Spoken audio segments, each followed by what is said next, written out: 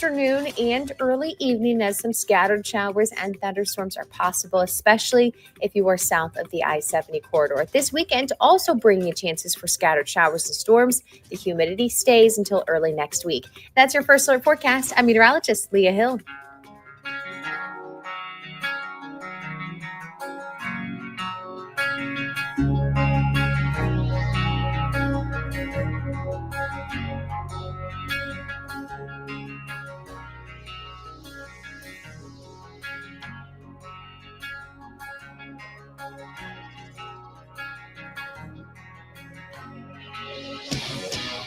Having your first cup of coffee?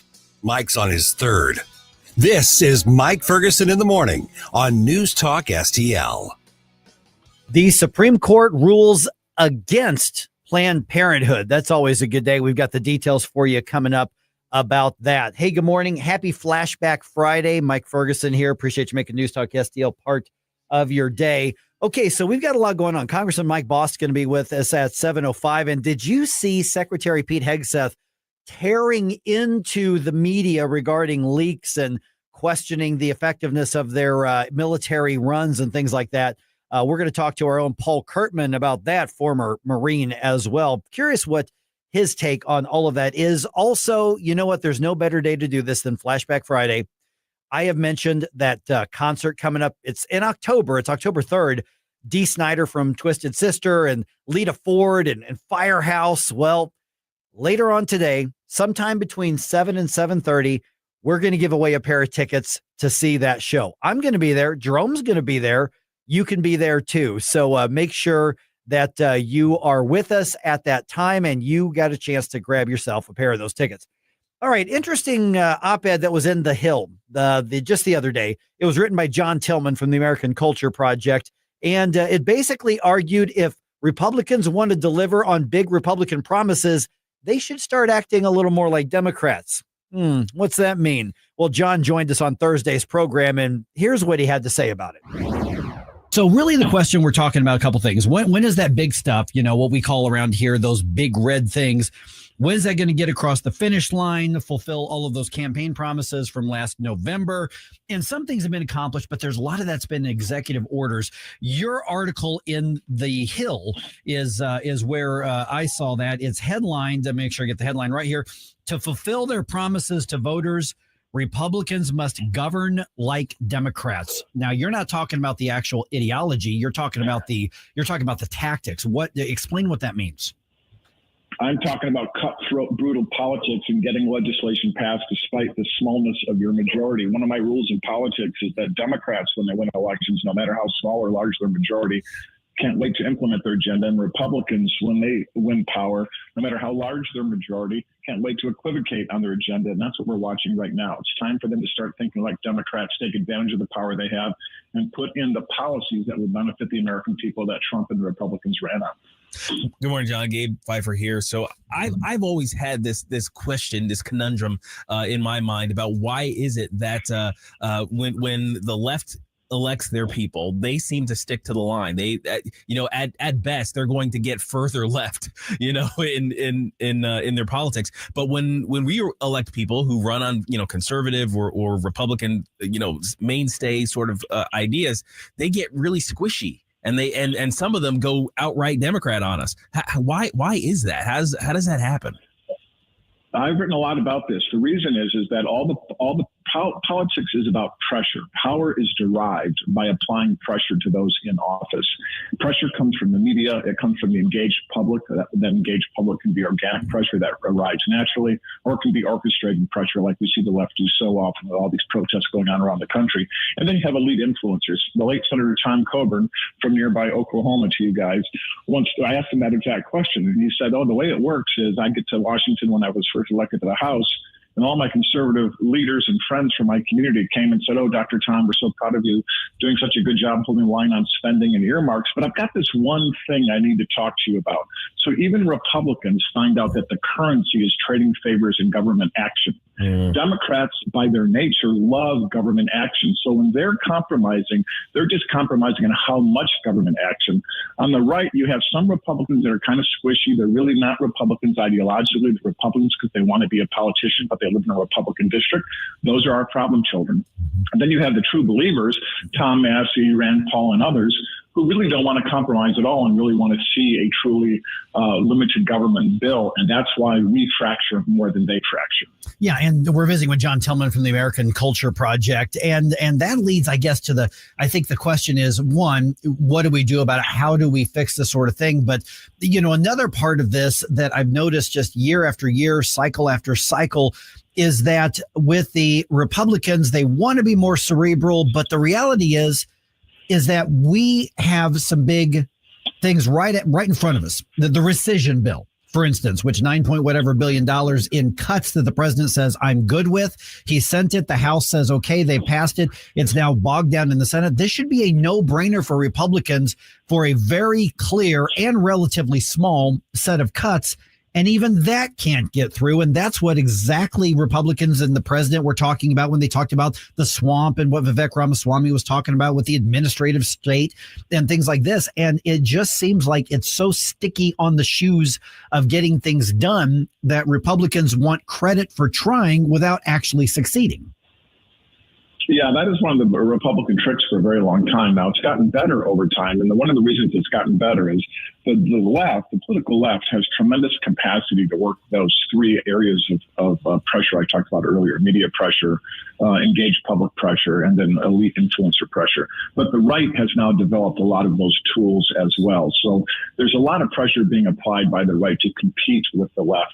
And I think we're actually going to see in the end, my prediction is in the end, we are going to see a pretty good, big, beautiful bill come out. It won't be perfect, but it'll definitely advance the ball. And I'm what I call a pragmatic purist. I want to see the ball move closer to the goal line, and I'll take a bit of yardage we can get. I'm not quite like Tom Massey or Rand Paul, who wants it to be perfect. I want it to be good enough. And I think we're going to get there, actually, because I do think the right has developed pressures that now work. You're really seeing the grassroots and some other influencers really hammering them on that rescission bill. There should be a layup for them. The whole idea of Doge was very popular with American people, despite the absolute onslaught of the media left trying to stop it. It's still very popular. The idea of efficient government, geez, who would have thought that would be popular? Of course it's popular. They should go for it and own it and love it and promote it.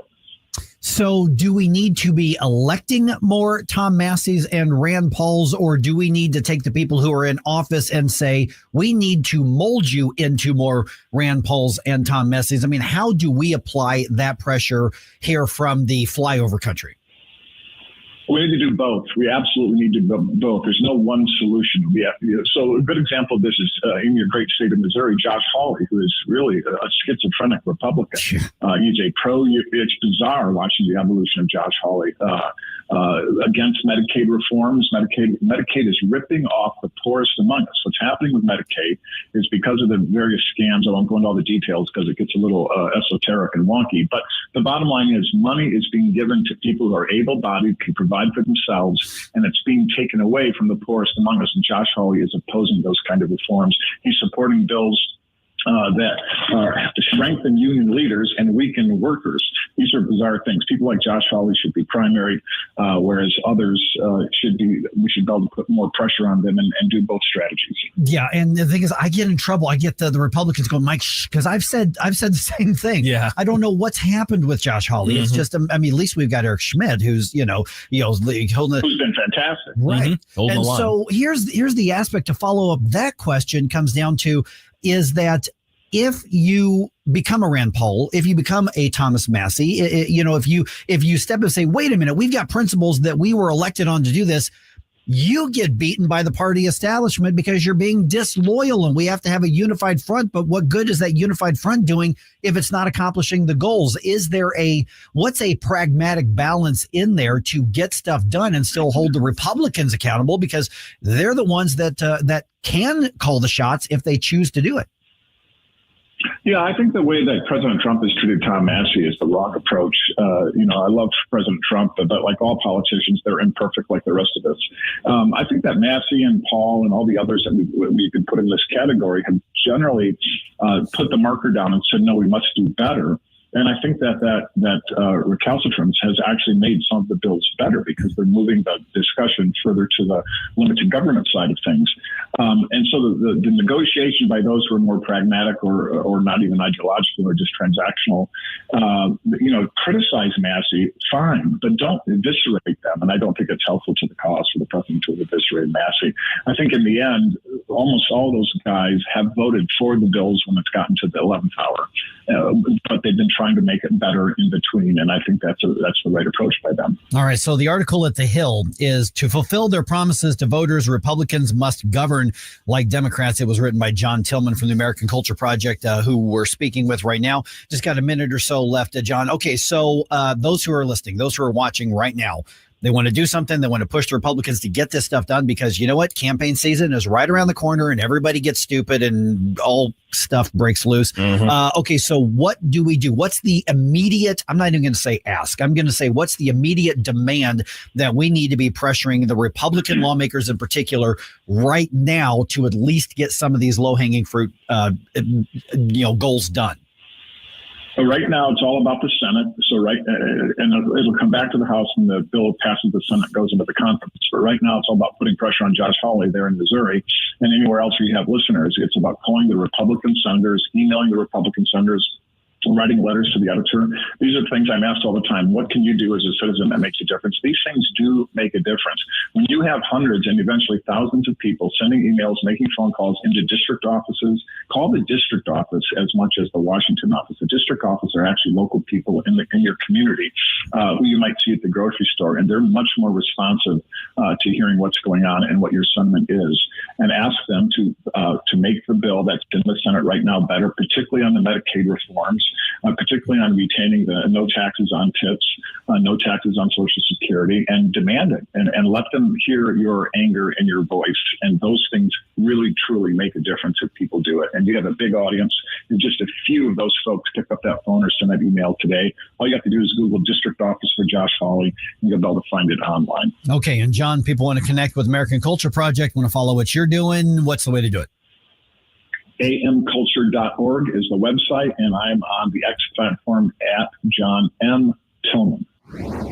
All right, don't forget, we're giving away those tickets in the 7 o'clock hour. Go see Dee Snider and Lita Ford and Firehouse. Going to be a great night of 80s rock and roll. And you know what? When you win, let me know when you are going to get there at the Family Arena in St. Charles, and I'll make sure I'm in the lobby area. We can say hi and high five and practice our headbanging or something like that. All right, 314-912-1019. This is 1019 and 94.1 News Talk STL.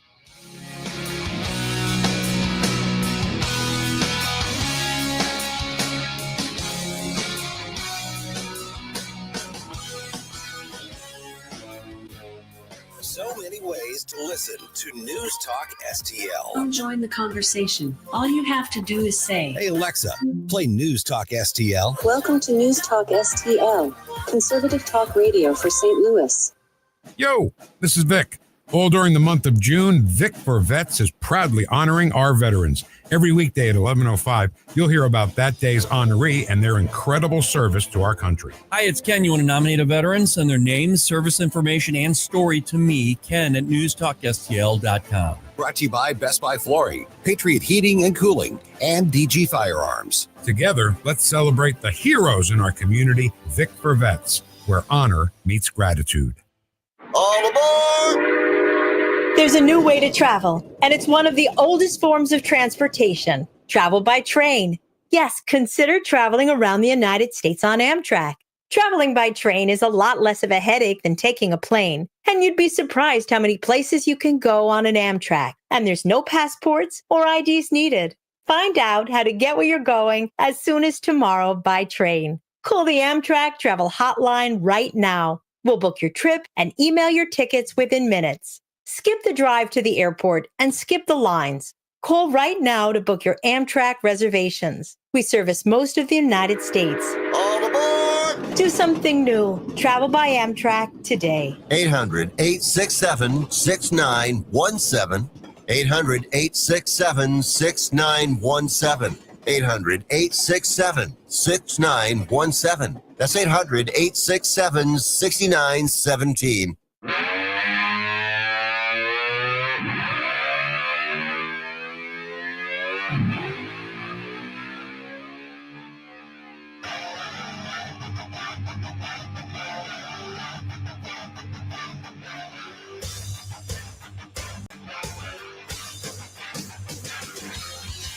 Get up, St. Louis. It's Mike Ferguson in the morning. All right, all that corporate welfare, and it still might not be enough to keep the Chiefs, possibly the Royals in Missouri after all of this. It's not settled yet. It's not, but I bought you flowers, but I bought you dinner, but I got you this. And she says, yeah, it may not be good enough. I want to see what he's going to give me on the state. Yeah, it's unfortunate that we're in that situation right now, and maybe they'll be talking about some of this on our amazing weekend programs, such as your No Compromise Pro Two-Way Talk on Shall Not Be Infringed with our good friend Aaron Dorr. That's Sunday night at 9 p.m. All right, 5:48 right now. So here's what's going on. The Show Me Institute's Patrick Tuohy, he's been on the program here, and of course the various members of the Freedom Caucus, they've been proven right again. Yeah, so here's what's going on. The Kansas City sports teams, basically the Chiefs primarily, because what's interesting is after the legislature passed the big corporate welfare bill, the Royals have been basically completely silent. They haven't made any commitments whatsoever. The Chiefs, though, still appear to want to leave. And remember, Patrick Tuohy from the Show Me Institute was on the show, and he said what the Chiefs and Royals are likely to do here is to get as much of an offer as they can from each state and then play the other off of each other to get the most money possible.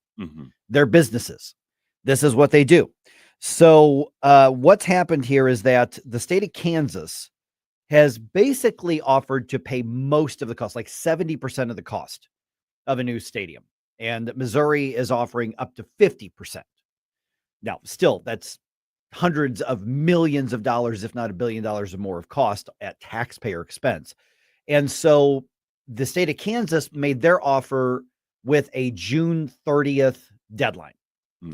The Chiefs have now proactively asked the legislature to extend that deadline so that they can still keep working out the deal.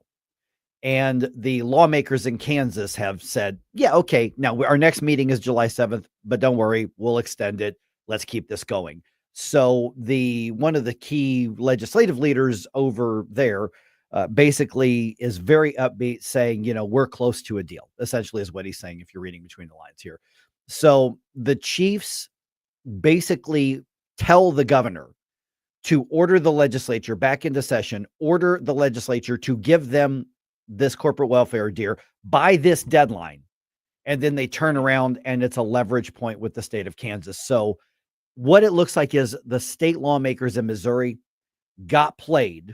And even if the Chiefs end up staying where they are, staying on the Missouri side, we now know we are the sloppy seconds. I would almost say at this point, it's almost like just go to Kansas then, because that's what I think. You have torn apart a part of the Freedom Caucus. You have torn apart a lot of the faith that some of us have in our government. You have disrespected us. And again, it's like you're getting a marriage proposal from us. Right. And then you're saying, well, I still want to see if he wants to go on a date, though. That's right. If this was about anything other than greed, you would be ecstatic that we are fighting so hard to appease you, to keep you here. But if you were this disinterested in our proposals, just get the heck out of our state. I wish I could take credit for this line, but Patrick Tuohy said it. He said, you may love your team, but they don't love you back. Nope.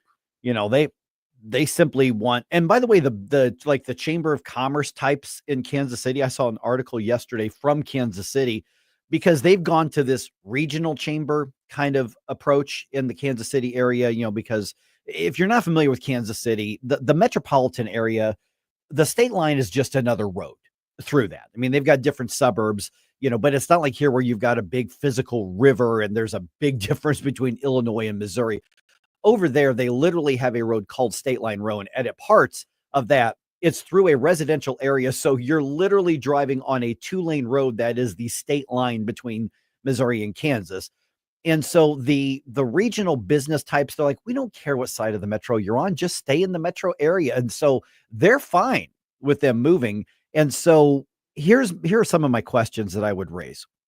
And by the way, we're going to talk to Nick Schroer around 8:35 today. And Nick was dead set against this. So Nick was on the right side of this. Oh, yeah. But I would be curious to know, Missouri lawmakers, especially you Republicans, you feel stupid yet? You feel embarrassed yet?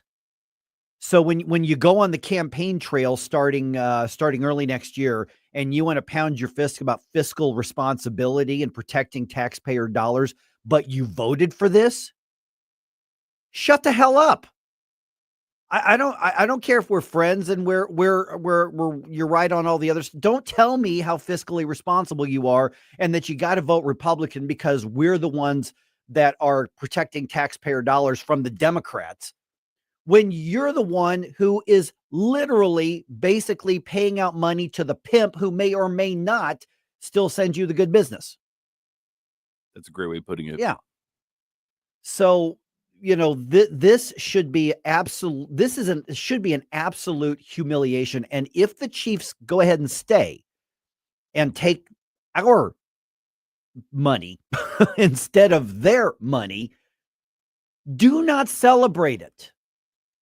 Hang your head in shame and say, well, we got played, but at least we got sloppy seconds. Things didn't work out with who they really wanted. And by the way, if I gave up on the NFL years ago when they went all woke and BLM and all that nonsense. If I hadn't given up on them then, I would give up on them now. Absolutely. Listen, we've got the Battlehawks. Is it the NFL? No. But the UFL just plays football. They don't get into the political stuff.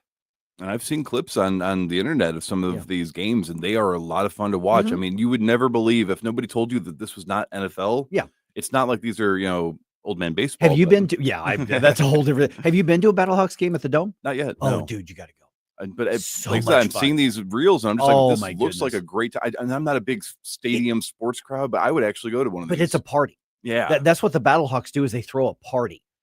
So now I think the Battlehawks are gonna have to work harder to get fans out next year, because now twice we've lost in the playoffs, and we're like, we're the best team in the league. Where's our championship? So I'm gonna work. I'm gonna try to help. I'm gonna, I got buddies over there, so we're gonna try. But yeah, so that's where this is, and I mean, I'll have this in the news dump here in a little bit, but it's infuriating when all of this was completely predictable. I mean, we all saw this coming. And the lawmakers still did it. And they may end up keeping the Chiefs, but all it shows is that they didn't want to be here in the first place. And all you did was give them leverage to negotiate with somebody else to try to get a better deal somewhere else. You got played. Even if you end up keeping them, you got played. Period. Yeah. Now the question as well is if this does go through, and like you're saying, we do become the second best, the alternative, the sloppy seconds. Right. Because we'll go out with anybody. I mean, we'll make out with anybody. Apparently, our views of ourselves are so low that we will try to keep somebody that doesn't want to be with us. Come on, Missouri self-esteem. Yeah, come show on. me. You can do better. Know your worth, girl. Oh, my bob in my neck.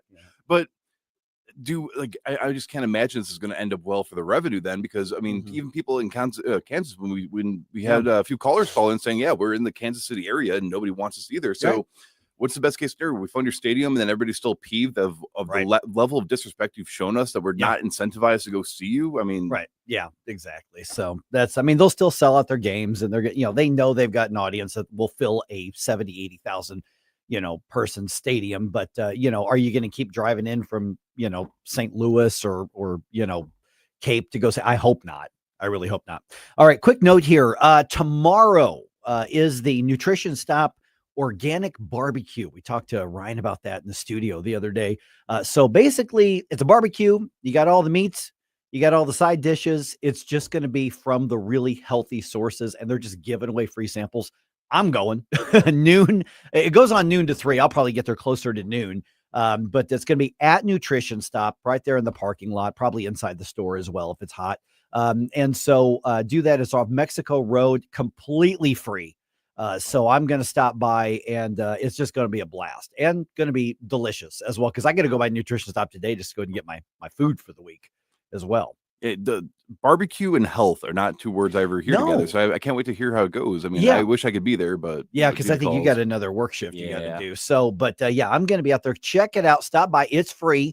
They're just giving away the samples, so you can get something to snack on, get something to eat, get something to drink. And then if you see me there, I will show you where my favorite stuff is. I'm like, this is what I have for lunch. And I absolutely do that. Jerome has seen me day after day with my ground bison and my chicken and it's freaking delicious too. So noon to 3 at Nutrition Stop. I will see you there.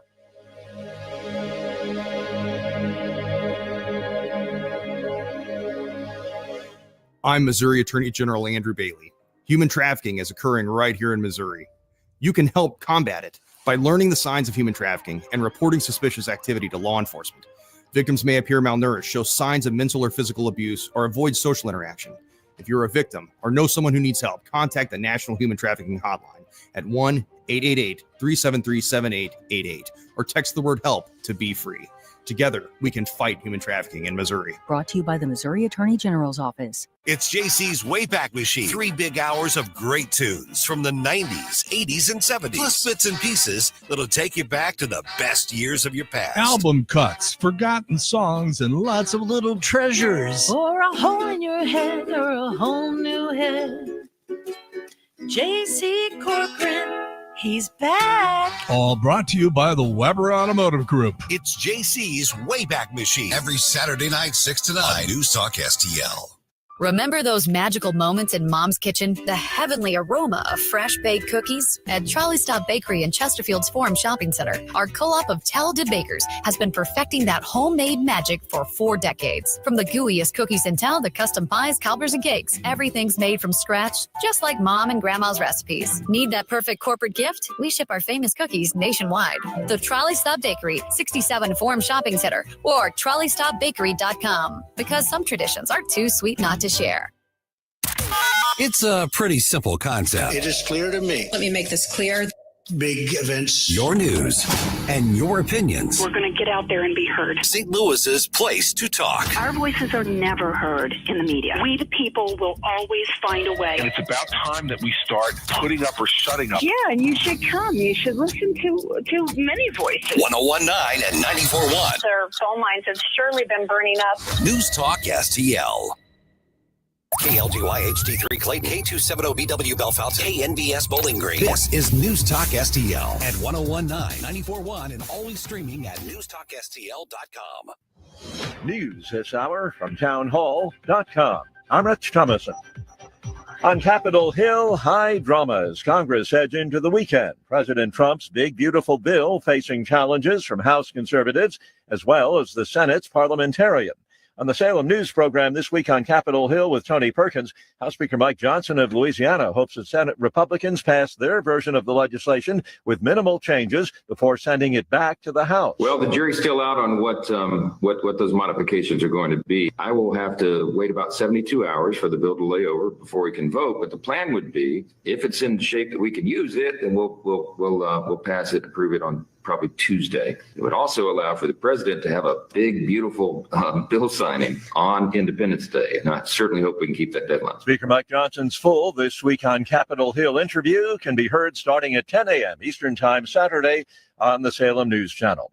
Following a classified Senate briefing, Senator Tom Cotton says no doubt the U.S. and Israel have struck a major blow to Iran's nuclear program, and Iran's foreign minister acknowledges significant damage to his country's nuclear infrastructure. Supreme Court may release a half dozen decisions today, including a ruling on President Trump's bid to deny birthright citizenship to the U.S.-born children of illegal aliens. 2 police officers ambushed, shot and wounded in Milwaukee last night. We should be praying for our police officers, and that's exactly what I've been doing when I found out that the situation here happened. Milwaukee Mayor Cavalier Johnson. And it's a sad day. Urging the gunman to turn himself in. If he doesn't, Johnson vows he will be captured and will be brought to justice. On Wall Street this morning, the Dow futures up 108 points. NASDAQ futures ahead 64 points. More on these stories, townhall.com. 1, 2, 3, 4. Third day. The original members reunited for the 30th anniversary tour, playing all the hits. A miracle. With special guest Zach Williams. Tickets available now at awakeningfoundation.com. Third day, the 30th anniversary tour. You just call my name. An Awakening Foundation event. If you're living with pain, see how Relief Factor can help. I'm an artist and I'm in my studio. I listen to the radio all day and I'm hearing the ads about Relief Factor. And I've got pain in my neck and it's getting worse. And I'm thinking, well, I'm going to go ahead and order this. 2 weeks later, I've got much better range of motion. If you're experiencing pain at a certain point in life, I would get Relief Factor. Fight pain naturally with Relief Factor. Go to relieffactor.com and get your 3-week quick start today. Only $19.95. From the Michaels Flooring Outlet Weather Center. Great news. The temperatures are coming down a little bit. Highs today only reaching about 91 degrees. Still humid out there, so it'll feel like the upper 90s when you step out. Watch the afternoon and early evening as some scattered showers and thunderstorms are possible, especially if you are south of the I-70 corridor. This weekend also bringing you chances for scattered showers and storms. The humidity stays until early next week. That's your first alert forecast. I'm meteorologist Leah Hill. This hour of News Talk STL brought to you by Onder Law. Call for a free consultation because winning is what we do at Onder Law. Call 314 or 618-9000. Jamie Allman here with the Allman Report. Pleased to be with Jordan Rosenblum. Google the bagel loan. That's what it's all about. Jordan, tell me about purchasing a home, brother. Purchasing a home right now, it's a tough market. You're going to see a lot of competition. On the bagel loan that we have, you're going to have no closing costs, no title fees, no appraisal fees, no lender fees. Saves an average client almost $4,000 on a transaction. Customer service, unbelievable. Text, call anytime. As I know, as a real estate agent, Google the bagel loan. Google the bagel loan, folks. NMLS number 226715. SR1 Sundays. Hi, this is Elizabeth Kaiser. Be sure and check out my show, Straight Lines, this and every Sunday at 8 p.m. right after Stand and Fight, part of SR1 Sundays. Let's meet right here and let's peel back some layers of this crazy world, and you might be surprised at what we find. Straight Lines with Elizabeth Kaiser on SR1 Sundays at 8 p.m.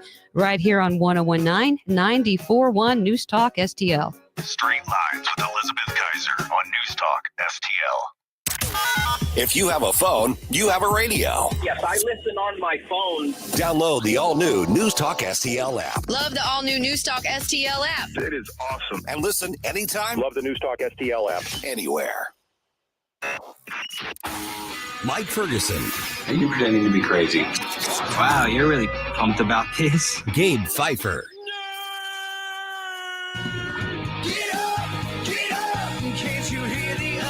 Get up, St. Louis. The best answer to the toxicity of the left is the truth. Mike Ferguson in the morning on News Talk STL. Get up, this is your cousin. All right. Have you ever dealt with somebody who just won't accept reality? Yeah. You ever dealt with that person? Yeah, occasionally. Yeah. President Trump's contending with that right now. It's probably annoying, I would think. Yeah, well, he's dealing with like an entire portion of the country that's like that. Yeah, but this is somebody over there who's just not accepting reality on this. Yeah, okay. I'll tell you about that in a second. JB Pritzker makes it official, as we expected. There is still more damage to be done to Illinoisans, and he is just the man to inflict it. Oh, good Lord. All right, and the Cardinals are back on the road after splitting their series with the Cubs. It is, what the heck time is it? 6:06. Let's go ahead and dump some news on you here. The Morning News Dump. Are you joking? Is this a joke? Listen, folks. The Morning News Dump. All right, Gabe, just as you were walking in, we're talking about this. It is not a done deal yet, despite being offered hundreds of millions of dollars of public money to renovate Arrowhead Stadium. The owners of the Kansas City Chiefs want to keep negotiating with the state of Kansas. Right. Oh, with Kansas. With Kansas. They're still seeing the other woman. Yep, they still are. Why is it that I went right to that type of example and analogy as well? Basically, right now, Missouri, because of the corporate welfare and our willingness to give it all away for free, we have become the skanky girl in high school who is desperate for anybody to take her out and make out with her. That's basically what we are. Just throwing ourselves at everybody. Oh, my goodness. So Kansas is also bidding taxpayers' money to convince them to cross the state line. The team has asked Kansas lawmakers for an extension of the deadline to make a decision on whether to relocate.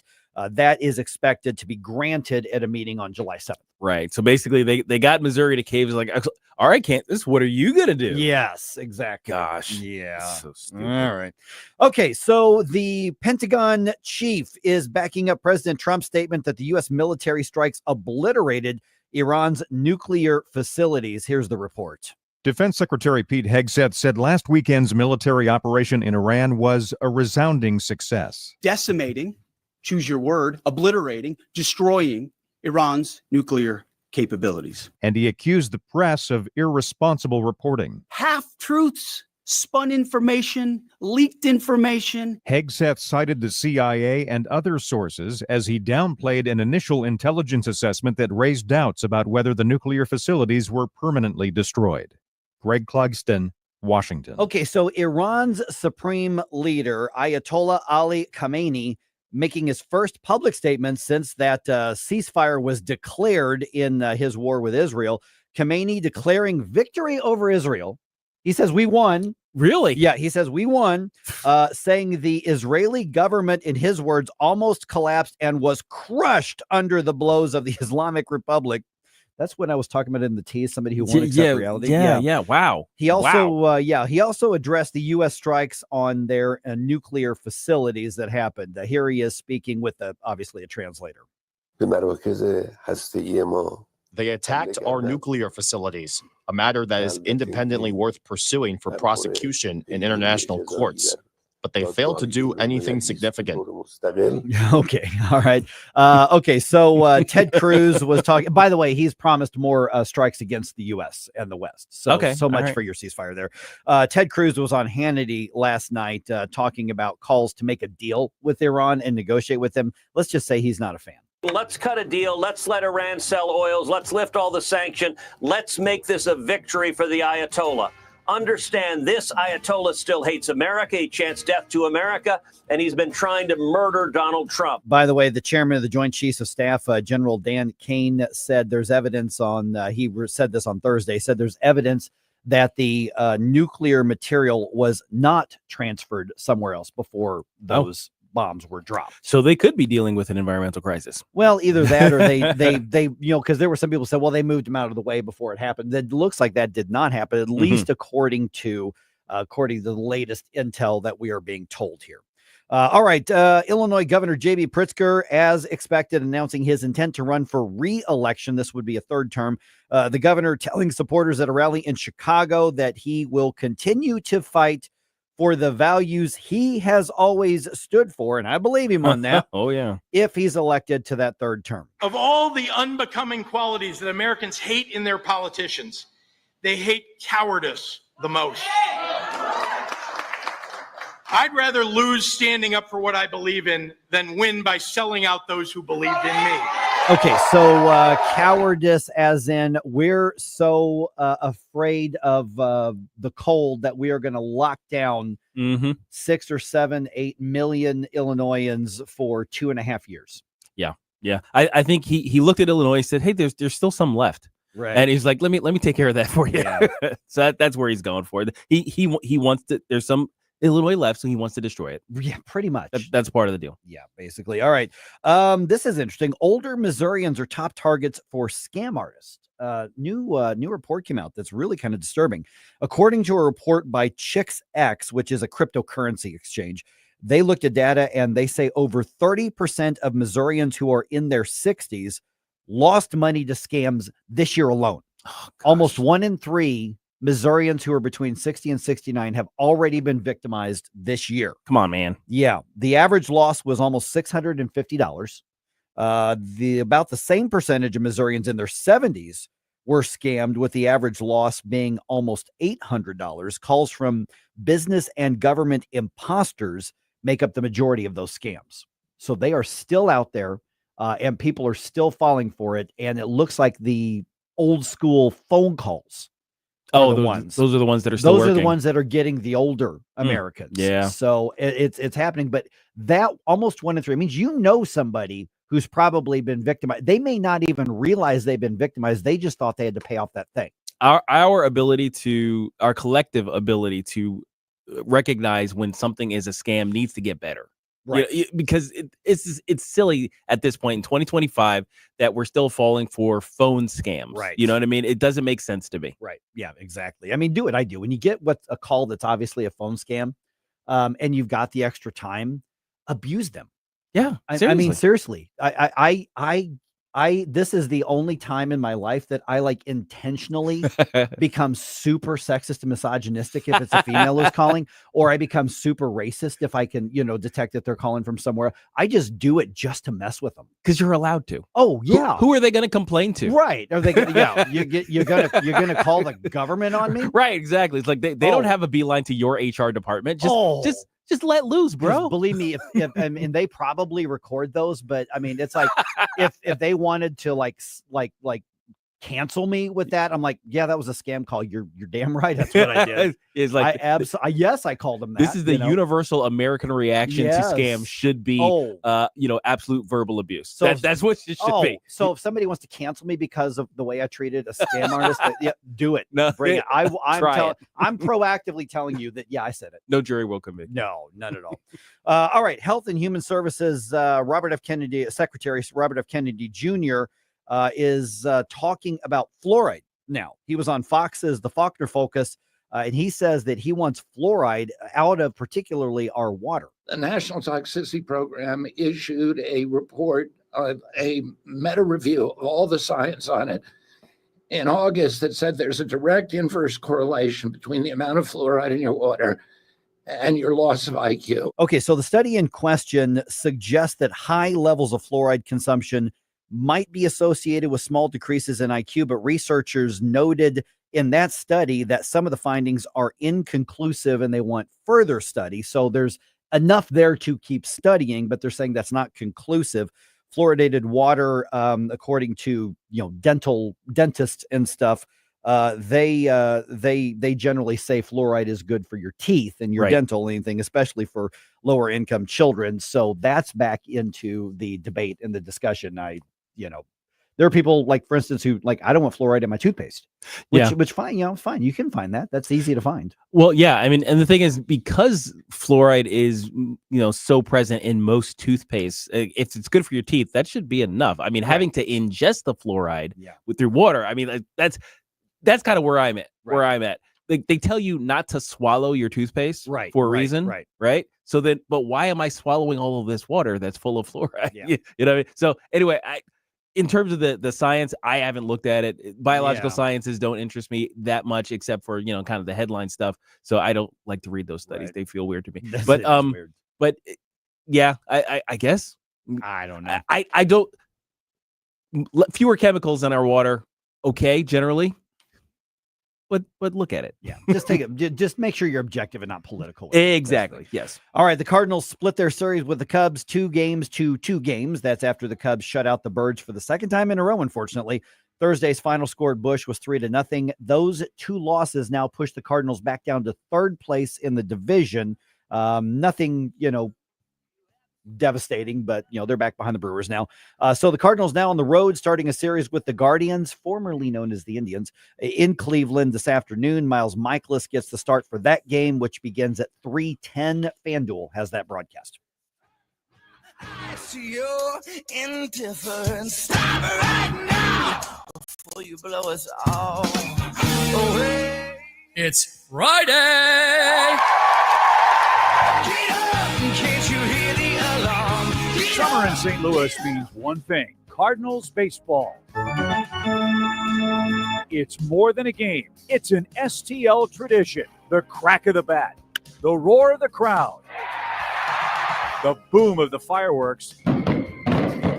It's the soundtrack to summer for Cardinals Nation. So grab your cap and glove and take your spot in the stands, because in St. Louis, baseball is more than a melody. It's our favorite song. Hey, Cardinal fans, hydrate like a champ. Head to the ballpark Saturday, July 12th as the Cardinals take on the Braves. That day, 20,000 fans 16 and older score a City Connect tumbler courtesy of Coca-Cola and Quick Trip. Stay cool and sip in style all summer long with this 30-ounce stainless steel tumbler. Don't miss out on this fan favorite giveaway. Grab your tickets today at cardinals.com/promotions. This is Nolan Gorman, St. Louis Cardinals for the Lou. Hey, firearms enthusiast, looking for a family and veteran-owned shop with a wide selection of products and services? Head to DG Firearms, 115 Business Highway 61 North in Bowling Green. DG Firearms has been your one-stop shop for custom ARs, Cerakoting, laser engraving, gunsmithing, suppressors, ammo, and reloading supplies. DG Firearms, 115 Business Highway 61 North in Bowling Green, and online at dgfirearmsllc.com.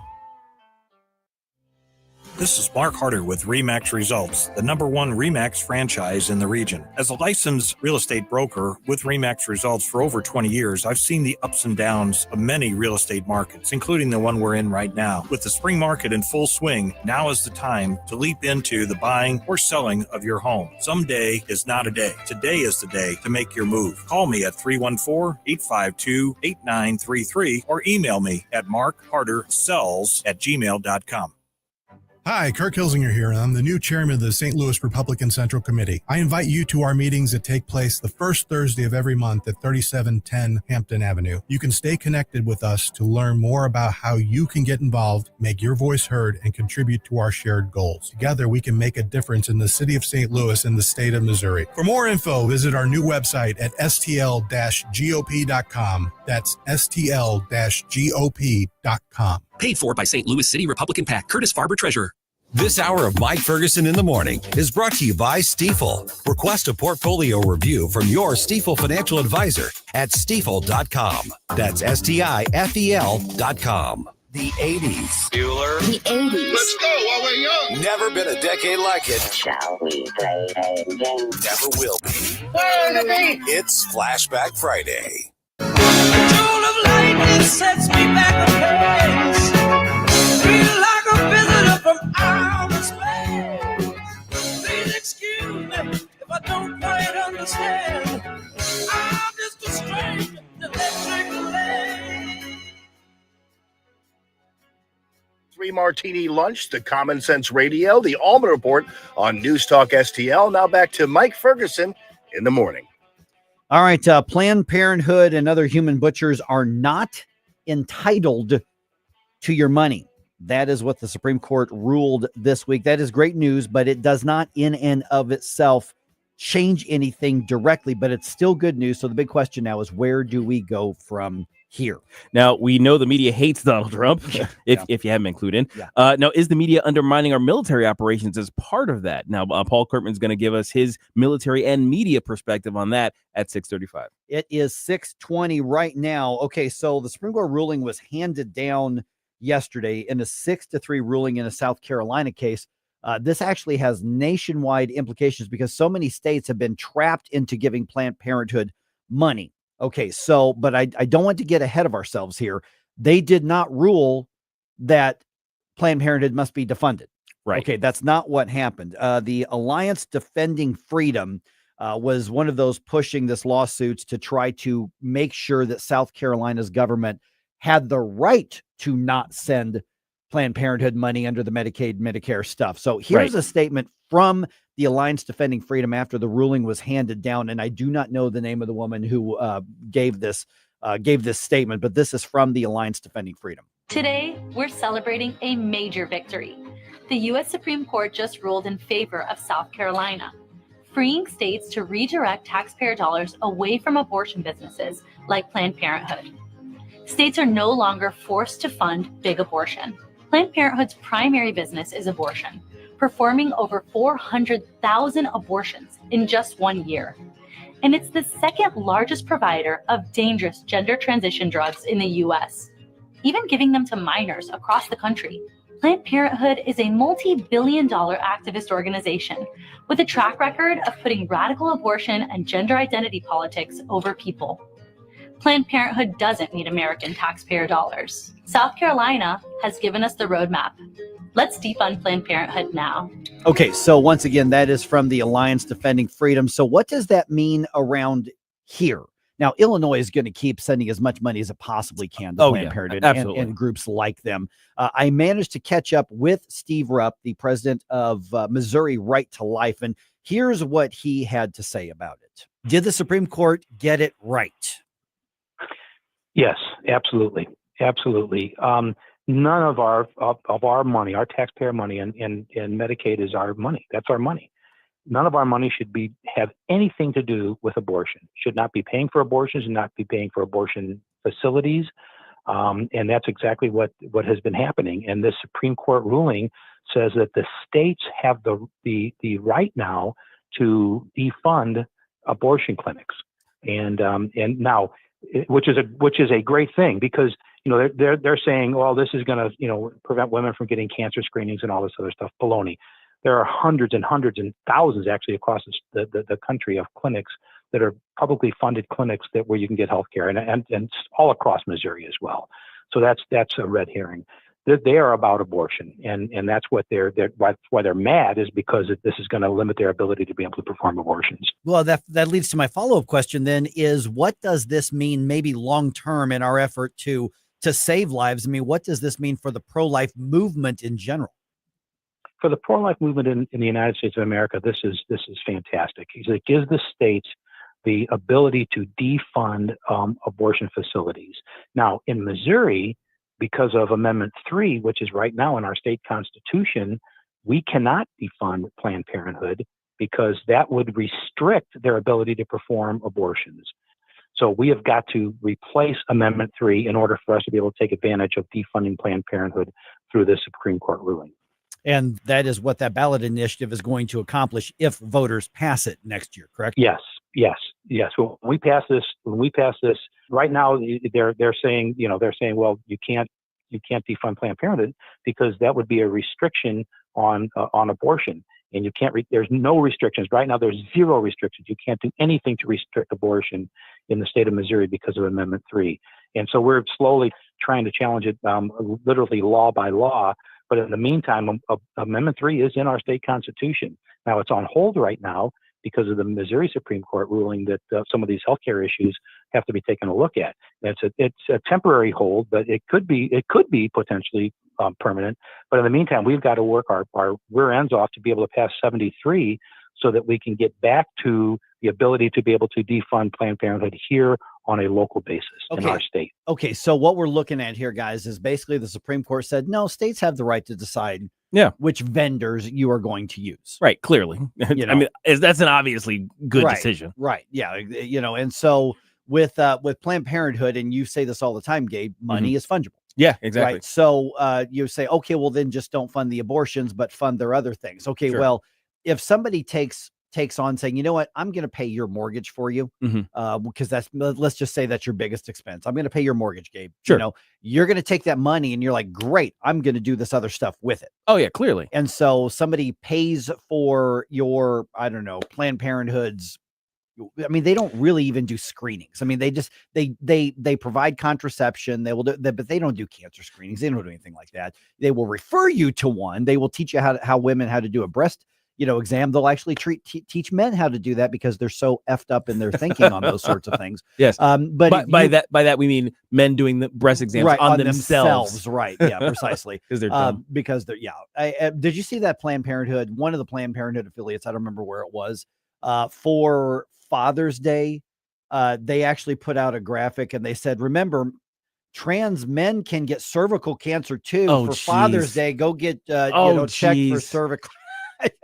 They didn't. They shut off the comments on that after a couple minutes. It was really funny. Imagine that. Oh my goodness. But yeah, so I mean, any funding of an organization whose primary revenue source is abortion is something every state has the right to do. Some states want to do it, other states won't. Tragically, with Amendment 3, which passed so narrowly, Steve's right.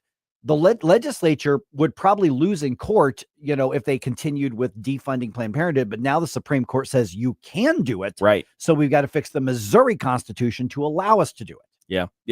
Amendment 3 really screwed us on so many levels. So we have to kind of dismantle that before we can move forward. But I'm glad the U.S. Supreme Court kind of made the right decision here. It's an obvious decision to me. Like we keep saying, that money. Imagine if I ran a puppy mill, right? But I also had a website that provided pet adoption referrals. Right. Like that's basically the same difference. Like I make 90% of my money selling, the puppies that come from the caged animals in my backyard. Like I'm running that puppy mill. why would you give me money? Right. Why would you give me money to do it? It's like, well, he runs an adoption website. Right. No. I run a puppy mill. Yeah. The adoption website is my cover. Precisely. And by the way, so what this also means, remember, we're talking about voting on this in August or November of next year. So what's happening, and it's not like I'm giving away any secrets here, the challenges to all of these laws, eventually, I think our side's probably going to lose them because of Amendment 3, because of how radical and wide-reaching it is. But hopefully we can buy enough time and save lives in the meantime in order to get this passed. Right. Okay. So is it perfect? No. It doesn't have as much pro-life strength as what we had before Amendment 3? No. But it's pretty close, and it's probably the best we're going to be able to do. So here's the other part of this, is that in the meantime, yes, we need to gear up to win whatever this amendment is going to be end up calling, and they haven't labeled it yet. I don't know if it's going to be 1, 2, 3, ABC. I don't know what it's going to be, but whatever it is, yes, we need to gear up for that. In the meantime, it's not just about the politics. We have got to work with places like Reach.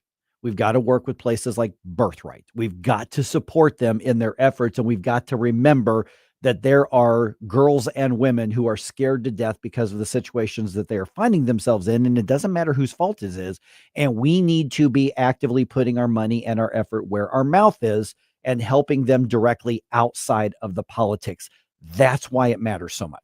Yeah, I mean, look, politics ultimately it affects people, and that's the important part is the people and their needs. We're trying to save lives with our political pro-life position, but we're also trying to change lives by making the world a better place for women to rear their children. Right, precisely, and give them a chance. Give them a chance, just to live. So if it's about the lives, then we need to be able to get involved, and we need to be making sure that we are providing those resources to convince and incentivize and help women who are doing the right thing. And then also, in the case of like Reach, they're also working with the men to teach them how to be the providers and also to be a part of a child's life and be a good father as well. That's right. That has nothing to do with politics. Serve the full family. But it's so crucial that we address both parts of that. All right. Our one and only Paul Curtman going to be with us right around 6:35. Get his thoughts. Because of his military and media background, he's in a unique position to really give us some interesting stuff regarding Pete Hegseth going off on the media yesterday. All right. We're going to check in with him right around 6:34 on this Flashback Friday. Please excuse me if I don't quite understand. I'm just a stranger to electric land. Mike Ferguson in the morning. The strong protecting the weak and the good defeating evil. On News Talk STL.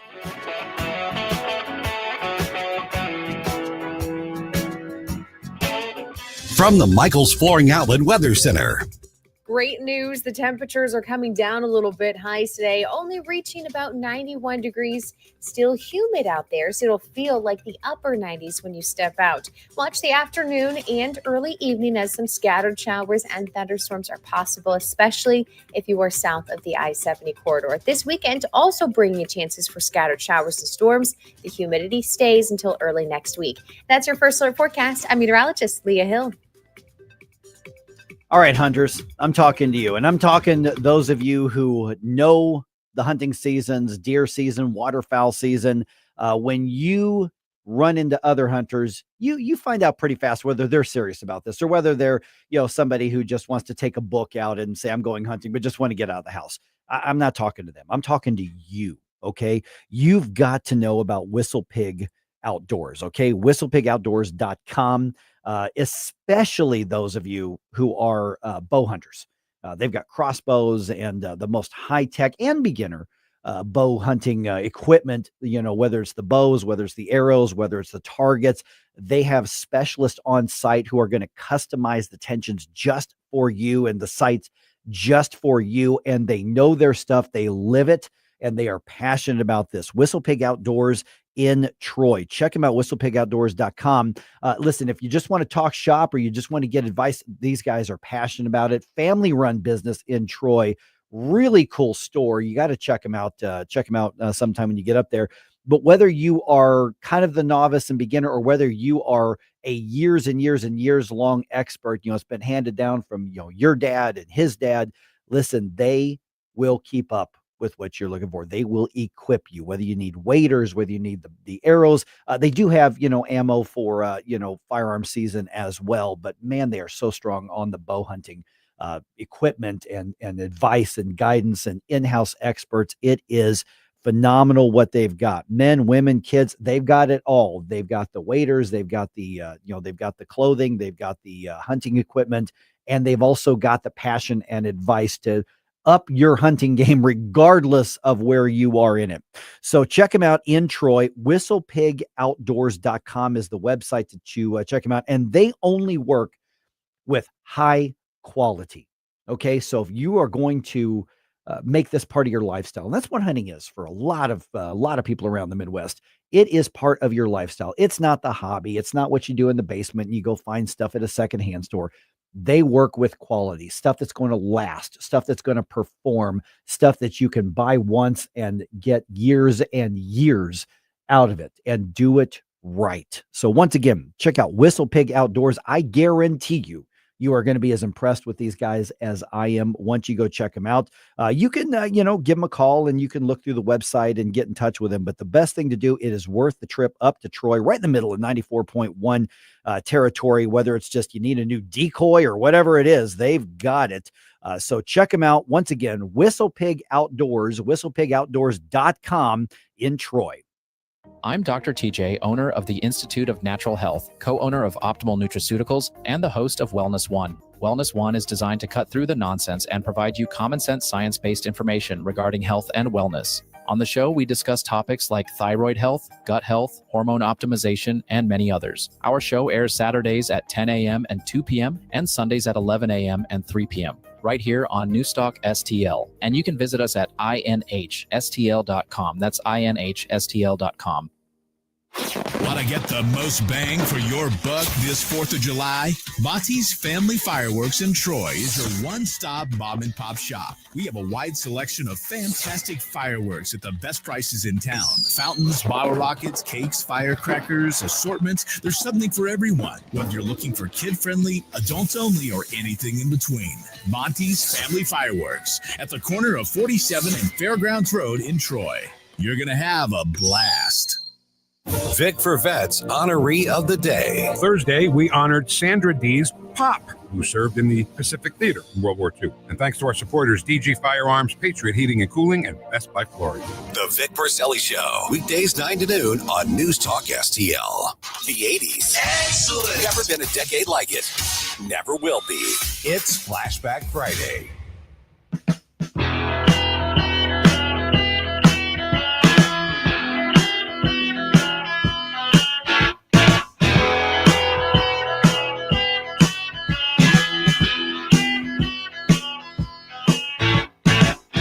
Good morning, St. Louis. Hey, it's Vince from The Vince Show right here on News Talk STL every weeknight at 8. Right now, it's back to Mike Ferguson on 101.9 and 94.1 News Talk STL.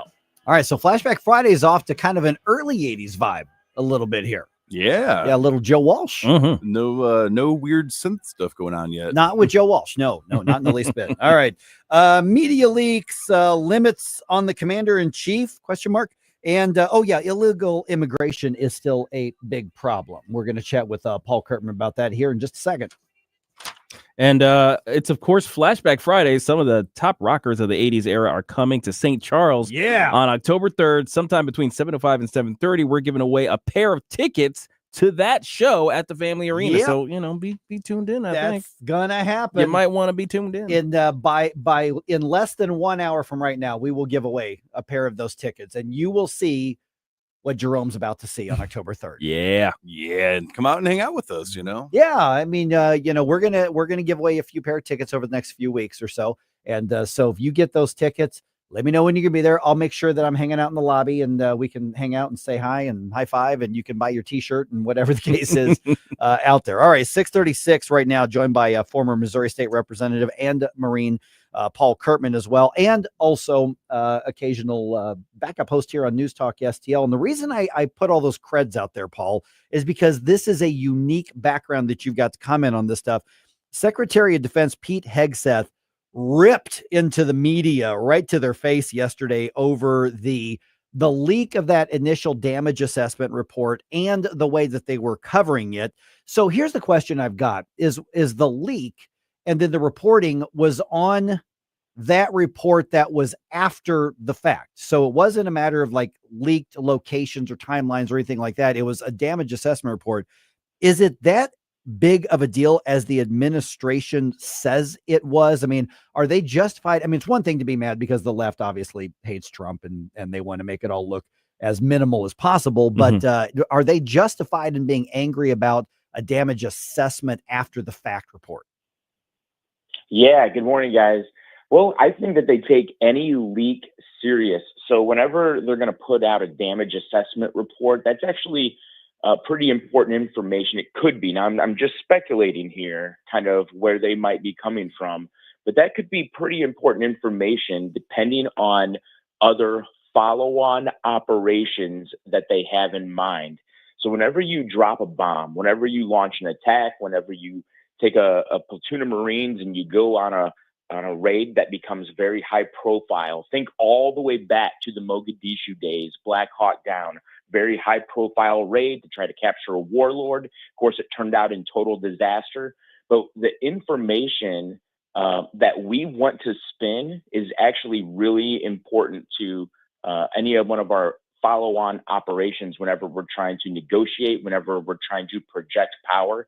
So it really is a big deal that somebody would disclose information if they were unauthorized to disclose that information, whether or not it was a total success and we completely turned those installations into rubble, or even if it wasn't as bad as we said it was, whatever the official story is from the U.S. government, that needs to be the official story, because it's not just this one operation, one and done, it's over.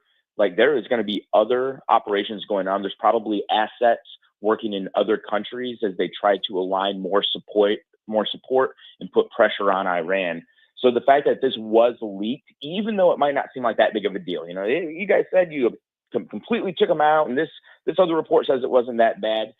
The fact that somebody is leaking information unauthorized and it contradicts the story from the Pentagon, that is actually pretty relevant.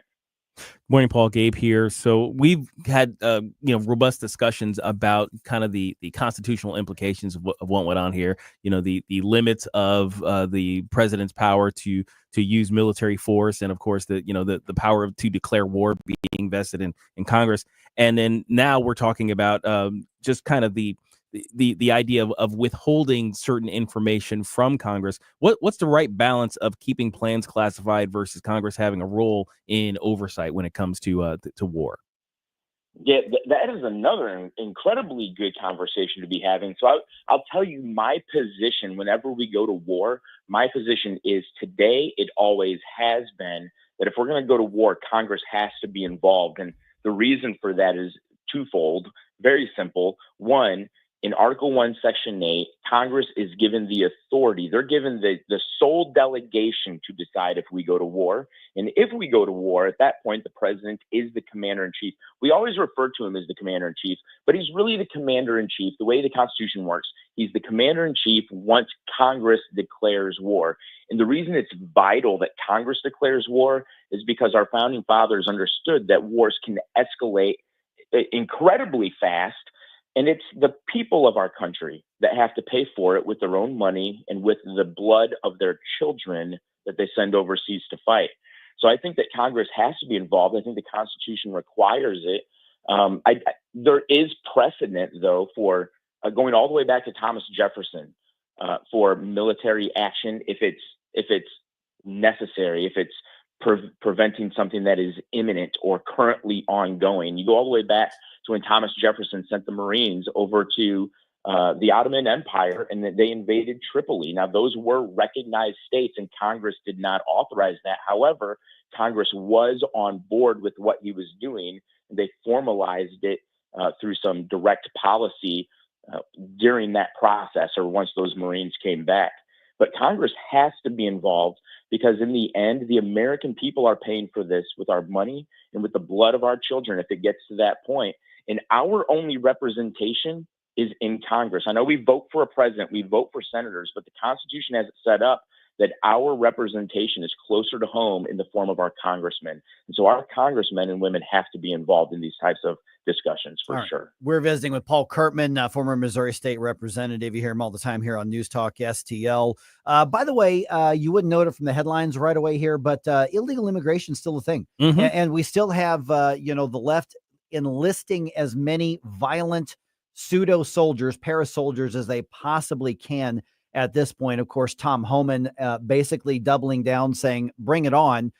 This could mean that we are in for more violent clashes around the country, particularly in blue states. What do you make of the left's saying we are going to draw the line in the sand to the point where we are willing to go to paramilitary violence against our government in order to protect illegal aliens? At one point, even had a public official in California calling on Latino street gangs to start fighting back physically as well. Where are we going with this? We're going into a really scary, dangerous situation for our country. And, the left having paramilitary organizations is not a new thing. There's actually left-wing militias. They've been out in California for about the last decade and a half. One of them that comes to mind, I saw this online. I went and read up about them. They call themselves gun clubs. And that's kind of the same type of language that conservatives have when we literally have just a gun club. Guys like to go out and just shoot together, shoot skeet and trap and different things. But the thing is they go out and they train with tactical gear. And so this is more worrisome of an issue because a lot of people on the left might feel that this issue is much, much more personal, either because of immigration, that they're immigrants, or else they have family members that are immigrants that are here illegally. And people are more willing to fight for people that they know and go and engage in these types of clashes or violence if it's on behalf of people they know, rather than some kind of abstract issue like climate change. So I think that we're probably in a more dangerous situation if it's about immigration than any other of the left-wing issues that have come up over the last couple of decades. With the escalation of the rhetoric coming out of elected officials now, Democrat elected officials or potentially elected officials like the new worm in the Big Apple, who won a primary over there and he's vowing to fight the Trump administration. All these people, is it time that we just start arresting them? They're just straight up. Would it destabilize the country if the feds came through and arrested elected officials at state government levels? Yeah, I think that it would, but on the other hand, though, think of the destabilization that will take place when this just runs out of control. Because politicians will say this because it's rhetoric that fires up their base, but when that base gets fired up, they'll actually go out and do things. And so I think that, you want to talk about an insurrection. There is precedent, there is historical record, there is a case in the U.S. where people that have been elected leaders have said things that have inflamed people to go out and commit violent acts before, and that should absolutely not be tolerated. If you take an oath to the Constitution, your oath is to the Constitution. And everybody in every elected position from the president on down takes that oath. Even our policemen and women and other members of law enforcement in the military take that oath. And if they're not going to take that oath seriously, then they 100% need to leave. If they turn their allegiance to any issue, especially those issues that are in violation of the Constitution, and they're compelling people into violent acts, they need to be arrested. They need to be taken out of their position of authority and influence, because these kind of things can get out of control really quick. And I would hate to see our country launch right into a third world despotism run by warlords posing as elected leaders. Okay, so last question on that, Paul, and the follow-up here is, where's the line between protected, even if it's disgusting First Amendment protected speech, even if it's deleterious to what we want as a nation or a culture or whatever? What's the line between what's protected as freedom of speech, even if it's gross, and something that crosses the line into being criminal and worthy of arrest? You have to go all the way back. And this is why people have got to read the Constitution and the Declaration of Independence. If people would understand the principles in our founding documents, they would understand that the reason we have freedom of speech is to protect our liberty. But freedom of speech doesn't exist just for the sake of being able to say whatever you want, regardless of the circumstances. It's protected, or it's freedom of speech is protected in order to protect our liberty. And our liberty in America is protected by the rule of law and the Constitution. So if someone is using their speech in order to undermine our government or undermine our Constitution, and especially in these ways that can create violence or havoc in our communities, then that's crossing a line. That is yelling fire in a crowded movie theater, and that's completely different than just buying into the political process and having your say in elections and helping lead the discussion on policy and direction for the country. All right. Paul Curtman, once again, we've tagged you on our social media already. People can hopefully connect with you and follow what you're doing, or if they got any questions on finances and economics, they can do that as well. But we'll talk to you again soon, Paul. Thanks so much. Thanks, Paul. Thanks, guys. All right, 314-912-1019. Just ahead here, Missouri lawmakers getting played by the sports teams. I'll bring you the update on that right around 6:52 on 101.9 94.1 News Talk STL.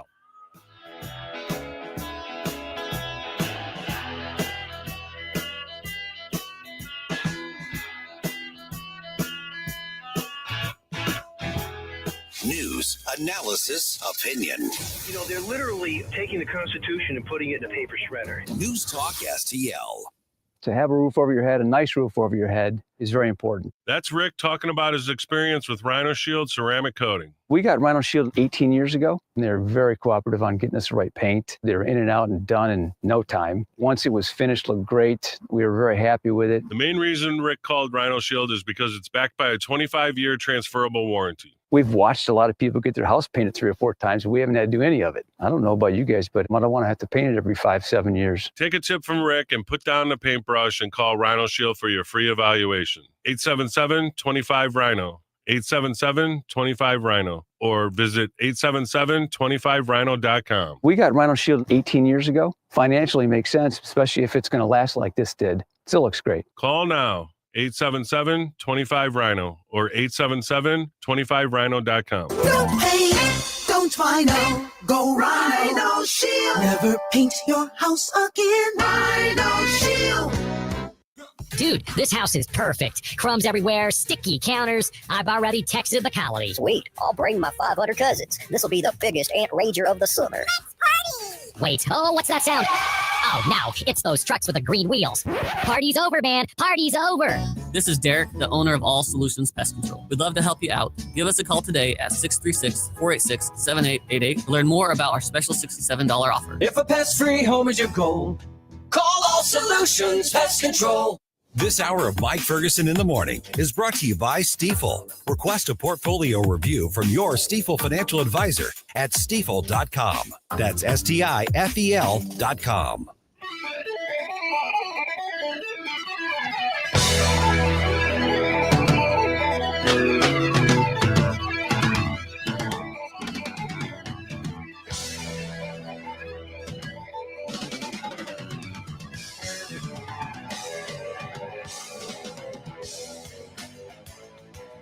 I love that you're starting your day off right with Mike Ferguson in the Morning. It's your boy Joe Pags. Talk to you tonight. But now let's get back to Mike.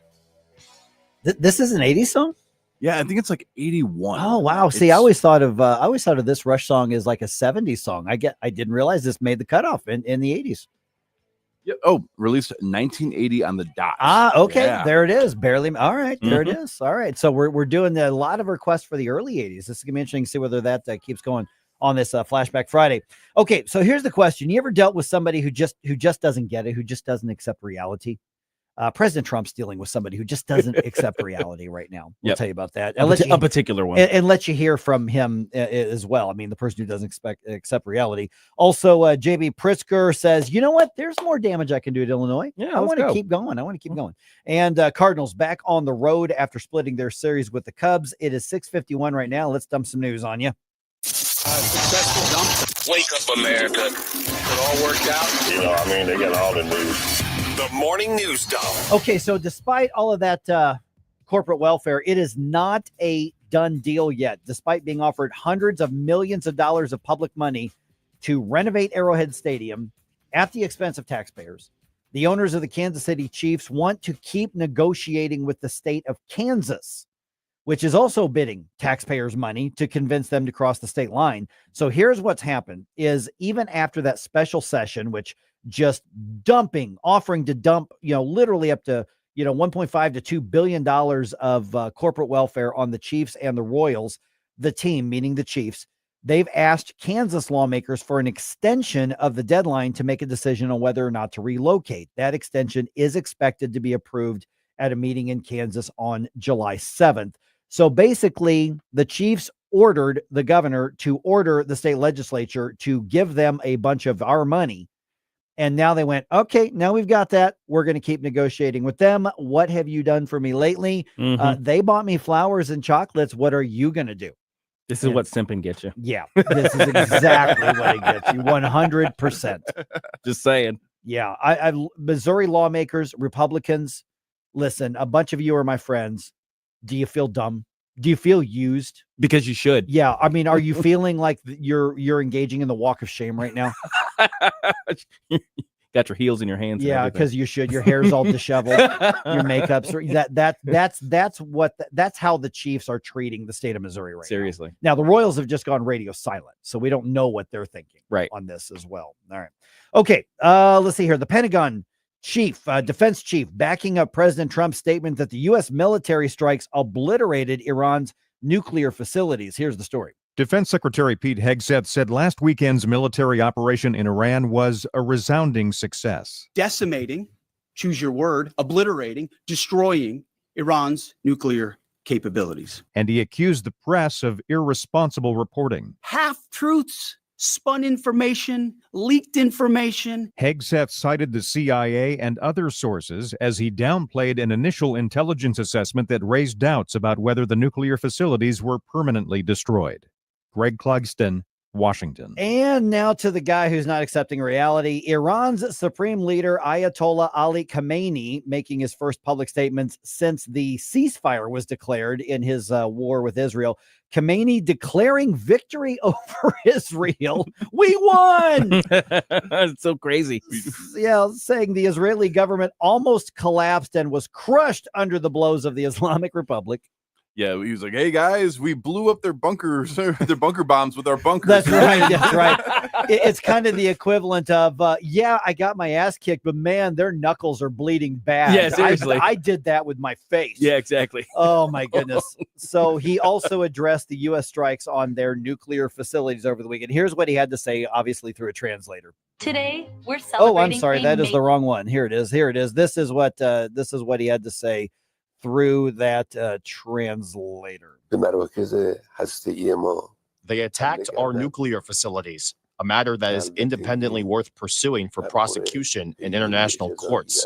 But they failed to do anything significant. Okay, boo-boo. Yeah.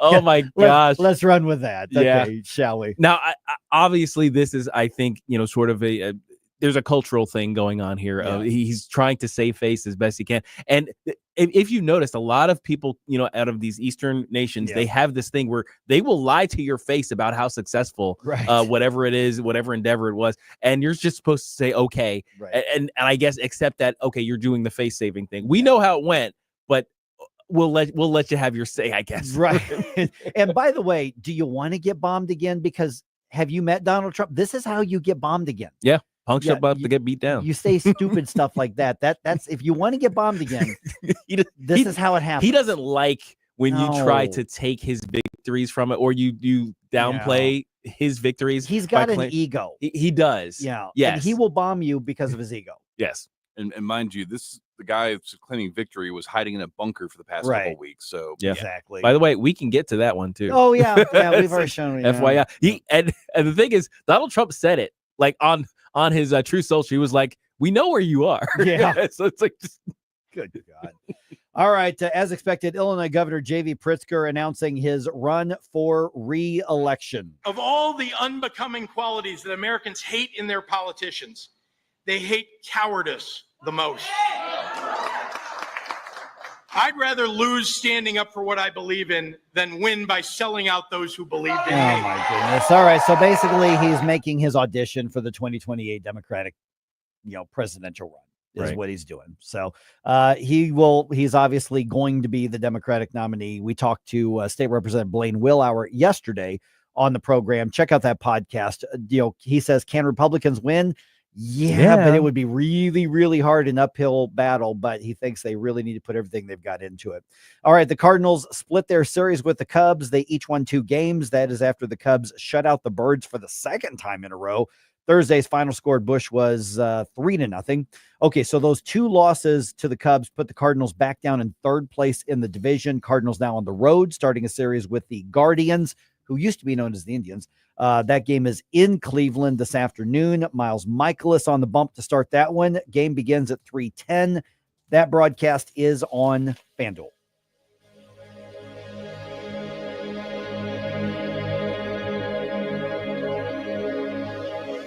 Tony Colombo here for Gutter Pros, your all-in-one gutter service team that brings years of experience and quality that's affordable right to your doorstep. We discovered Gutter Pros a few years ago when we bought our home and inherited a gutter issue that was on the road to becoming a potentially big problem, but thanks to Gutter Pros was stopped before causing any major damage. They've also repaired the siding on our home because along with gutter repair, gutter installation, and leaf protection, the Gutter Pros are also the best for siding repair and installation. Learn about all the ways Gutter Pros can help your home at gutterpros.com. News Talk STL is proud to have Doug Voss of Safe Bunny Radio as part of our lineup each week. Doug has been a staple on the St. Louis radio airways for many years as one of the leading financial experts in the area. You can now hear Doug and Safe Bunny Radio every weekend on News Talk STL. But in case you miss anything, you can check it all out at DougVossSafeBunnyRadio.com. What else do our listeners need to know, Doug? Simply put, I focus on helping pre-retirees and retirees build, preserve, and protect retirement assets, and I've been helping my clients solve their insurance and financial needs for the past 33 years. I also strive to educate my clients on how to prepare for retirement, minimize the impact of market volatility on their assets, and deal with the challenges of increased longevity. Call me today at 844-676-SAFE. That's 844-676-7233. Doug Voss is a registered representative. Securities offered through DHL Securities, LLLP. Member FINRA and SIPC. Hey, Colombo here for Intervine, a great local company that has customers all across the country due to the quality of their products. Intervine has the best flashlights, lanterns, headlamps, and even batteries, including the new Monster 2000 Lumen waterproof lantern and the Sentinel 2000 self-defense flashlight. Our home and vehicles are full of great Intervine products, and right now you can shop their website and get 25% off your entire purchase just by using my name, Tony, as your promo code. That's promo code Tony at Intervine.com. KLDY HD3 Clayton, K270BW Belfast, KNBS Bowling Green. This is News Talk STL at 1019, 94.1, and always streaming at NewsTalkSTL.com. News this hour from townhall.com. I'm Rich Thomason. The Democrats say one thing, the Republicans something else. Even in the wake of a classified Senate briefing, differences remain over the state of Iran's nuclear program following the U.S. attack. Now, the White House says it's sure that Iran did not transfer uranium from its nuclear facilities before they were blown apart. Iran claims to have moved its highly enriched uranium ahead of last weekend's U.S. strikes. But at the White House, Press Secretary Caroline Leavitt said, "We were watching closely, and there was no indication to the United States that any of that enriched uranium was moved prior to the strike." Leavitt and other administration officials continue to assert that Iran's nuclear capabilities were obliterated. Greg Clugston, Washington. The Supreme Court says states can bar Planned Parenthood from receiving Medicaid funds for health services. That ruling yesterday, and today the High Court, the final day of its current term, may release 6 more decisions.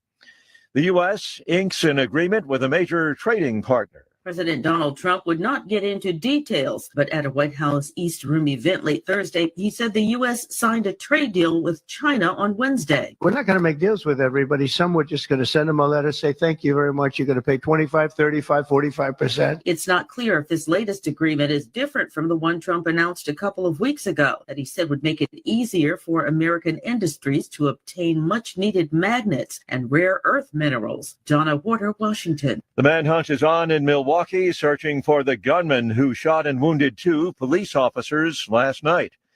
The composer behind the catchy Mission Impossible theme music has died. Lalo Schifrin was 93. On Wall Street this morning, stock futures higher. The Dow futures are up 158 points. NASDAQ futures ahead 107. More on these stories at townhall.com. 1, 2, 3, 4. Third day. The original members reunited for the 30th anniversary tour, playing all the hits. With special guest Zach Williams. Tickets available now at awakeningfoundation.com. Third day, the 30th anniversary tour. You just call my name. An Awakening Foundation event. Why'd I go to the doctor? My heart would race just taking my son to practice. It didn't feel right. So I got checked out. Turns out I have atrial fibrillation, which increases the risk of stroke about 5 times. Symptoms like irregular heartbeat, heart racing, chest pain, shortness of breath, fatigue, or lightheadedness can come and stroke remains. If you have symptoms, contact a doctor. I'm so glad I did. Visit notimetowait.com. Sponsored by Bristol-Myers Squibb. From the Michaels Flooring Outlet Weather Center. Great news. The temperatures are coming down a little bit. Highs today only reaching about 91 degrees. Still humid out there, so it'll feel like the upper 90s when you step out. Watch the afternoon and early evening as some scattered showers and thunderstorms are possible, especially if you are south of the I-70 corridor. This weekend also bringing you chances for scattered showers and storms. The humidity stays until early next week. That's your first alert forecast. I'm meteorologist Leah Hill. This hour of News Talk STL is brought to you by Stifel, serving investors for over 130 years. Contact your Stifel financial advisor at stifel.com. That's STIFEL.com. Are the days of a personal doctor gone? Not at Body of Health Direct Primary Care. I'm Dr. Randy Tobler to share how our design is putting the care back into healthcare. Plain and simple, our members, not insurance companies, get our exclusive focus. That means same or next day appointments, responsive answers to your concerns, and a no-spin, big tool chest approach. It's about time you get serious time devoted to your medical needs. To learn about healthcare the way it ought to be, schedule a discovery call today at bodyofhealth.com. That's bodyofhealth.com. It's a brand new year. Tim Jones will tell you about the brand new things happening at The Hideout, famous for the Sunset Patio, 50 big screen TVs, live music and events, a fantastic game room, and of course, the food. The Hideout has a brand new menu featuring their world famous wings, the best handcrafted burgers, new items like the signature Sunset Dip and Dave's Chili, and a second location at Sugar Creek Golf Course in beautiful High Ridge. Experience The Hideout while enjoying a round of golf. Come in for lunch or dinner. The new 2025 Hideout, hideoutsportsbar.com, hideoutsportsbar.com. We'll definitely see you there. Mike Ferguson, You play ball like a girl. Gabe Pfeiffer, I triple dog dare you. Get up, can't you hear the alarm? Get Up St. Louis, So it's time to get out of bed. Pour yourself the greatest cup of Kofifi the world has ever seen. Rise up with one voice, drain the swamp, and take back our country. Today's the day we're going to do it, and it's time to do it right now, believe me. Mike Ferguson in the morning on News Talk STL. This is your cousin.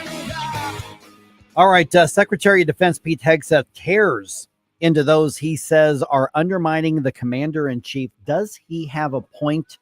And also, what the role does Congress need to have in all of this? It is 7:05 right now. And the fun continues rolling into the weekend. We've got the Randy Tobler Show Saturday morning from 6 to 9. I think I know somebody who's involved in that show. I don't know. Yeah. And we will be giving away a pair of tickets within the next 30 minutes to see some great 80s rock at the Family Arena. Dee Snider, Lita Ford, and Firehouse will be there on October 3rd, and you can be there too. So just stay tuned. Those tickets are coming your way very soon. Yep, I'm going to be there. And Jerome's going to be there because I'm dragging him to that. All right.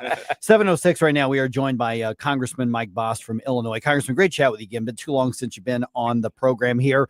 Thanks for having me back on. Yeah, so let me ask you regarding, the assessment that came out from the bombing of the nuclear facilities in Iran. Ayatollah Ali Khamenei says, we won and you didn't hurt us and we're going to hit back. And, Pete Hegseth says, and President Trump says, we have set their nuclear program back. And obviously the media is trying to spin it any way that they want. The secretary really tearing into the media to their face yesterday. When you look at all of this confusion that's coming out of there, what's your understanding of what was accomplished with that bombing in Iran over the last week or so? Well, let me tell you that the assessments are still coming in, and the higher level assessments are not something that you're going to find in a few days. Okay. But let me say this. We are in better shape today in the world, in the Middle East, and in our United States because of the wiping out, I believe, of the nuclear program that was coming very, very close to coming to fruition, of getting weapons grade plutonium and a nuke weapon that could have been set off by a country that we have had troubles with since 1979. I believe that the mission was a great success from what we know. I think it's a shame that we have people who somehow, and it's, I just don't know where it is. And Mike, I'm going to say this to you. You know, I was in the Marine Corps in 1979. I had top secret clearance, and I worked on a ANTPS 32 radar, and I was told, we get top secret clearance, you are to never in your life tell exactly how that works. Mm-hmm. And I haven't. Now, let me tell you, somebody has, because you can see it on the History Channel. But the reality is that this United States quite often depends on the ability to be able to, if we give information to the people that need to know, that information doesn't go out. And unfortunately, we need to do an investigation into, and there will be an investigation into what information got out, and then go from there. But the most important thing to remember is we're better off today than we were 2 weeks ago, guaranteed.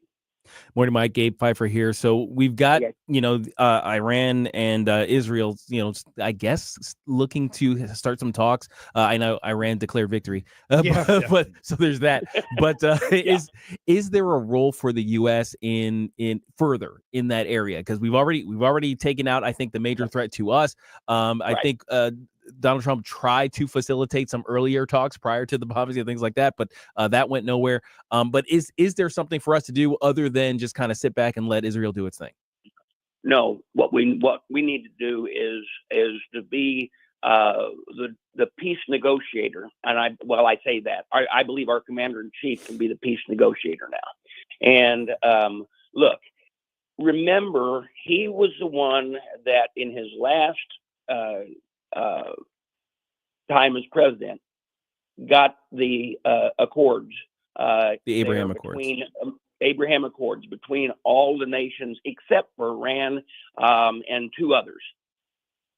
It is time, and I believe the Iranian people have had enough of the regime that has been running them since 1979, and I believe that it is not the United States' role to overthrow that regime, but I think you're going to see the Iranian people themselves rising up.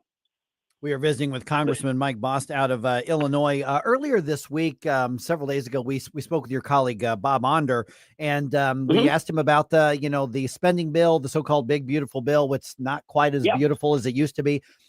We're seeing in the Senate now issues with the parliamentarian, which you don't have any control over, but you're going to deal with whatever gets passed out of the Senate. Bob was really frustrated with this sort of unelected bureaucrat who was trying to strike things out of there. What are you seeing as you keep an eye on this bill? Because we know it's going to come back to the House. This is my second time going through reconciliation. And remember, the first time actually was the repeal and replace Obamacare. And that was years ago. And I have always had problems with what's known as the Berg rule, which they allow the parliamentarian to decide what is and what isn't acceptable in this rule.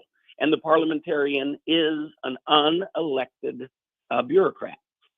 and in this case, an unelected Democrat, bureaucrat. And there were several things that she ruled on that I'm frustrated with, because I think they were massive savings to the United States people that actually dealt with what Congress actually sent to them from the House. And if the Senate wanted to take it up and change it, they have that right because they're the other chamber. But for a bureaucrat to have that power is just frustrating, to say the least. But there's a lot of things in the Senate that can frustrate the House members. And you know, they're going to send something back over to us. I believe we will get something that we can still support and that the president will sign and the president will want to have. I believe our bill was better by itself. And I hope that the changes they make are minimal, to say the least. Right now, you know, the most important thing is we've got to make the tax cuts permanent from the 2017 tax reform bill. We've got to make that permanent. We have to no taxes on tips and overtime. Reduction in what seniors pay on Social Security on taxes. It finishes the border. It increases the ICE personnel. It increases new customs officers. It saves Medicaid about 1.4 million illegals from being on the program. Okay. Unfortunately, they shouldn't be on the program at all. The key word there is illegal. So we're going to keep an eye on what the Senate's doing.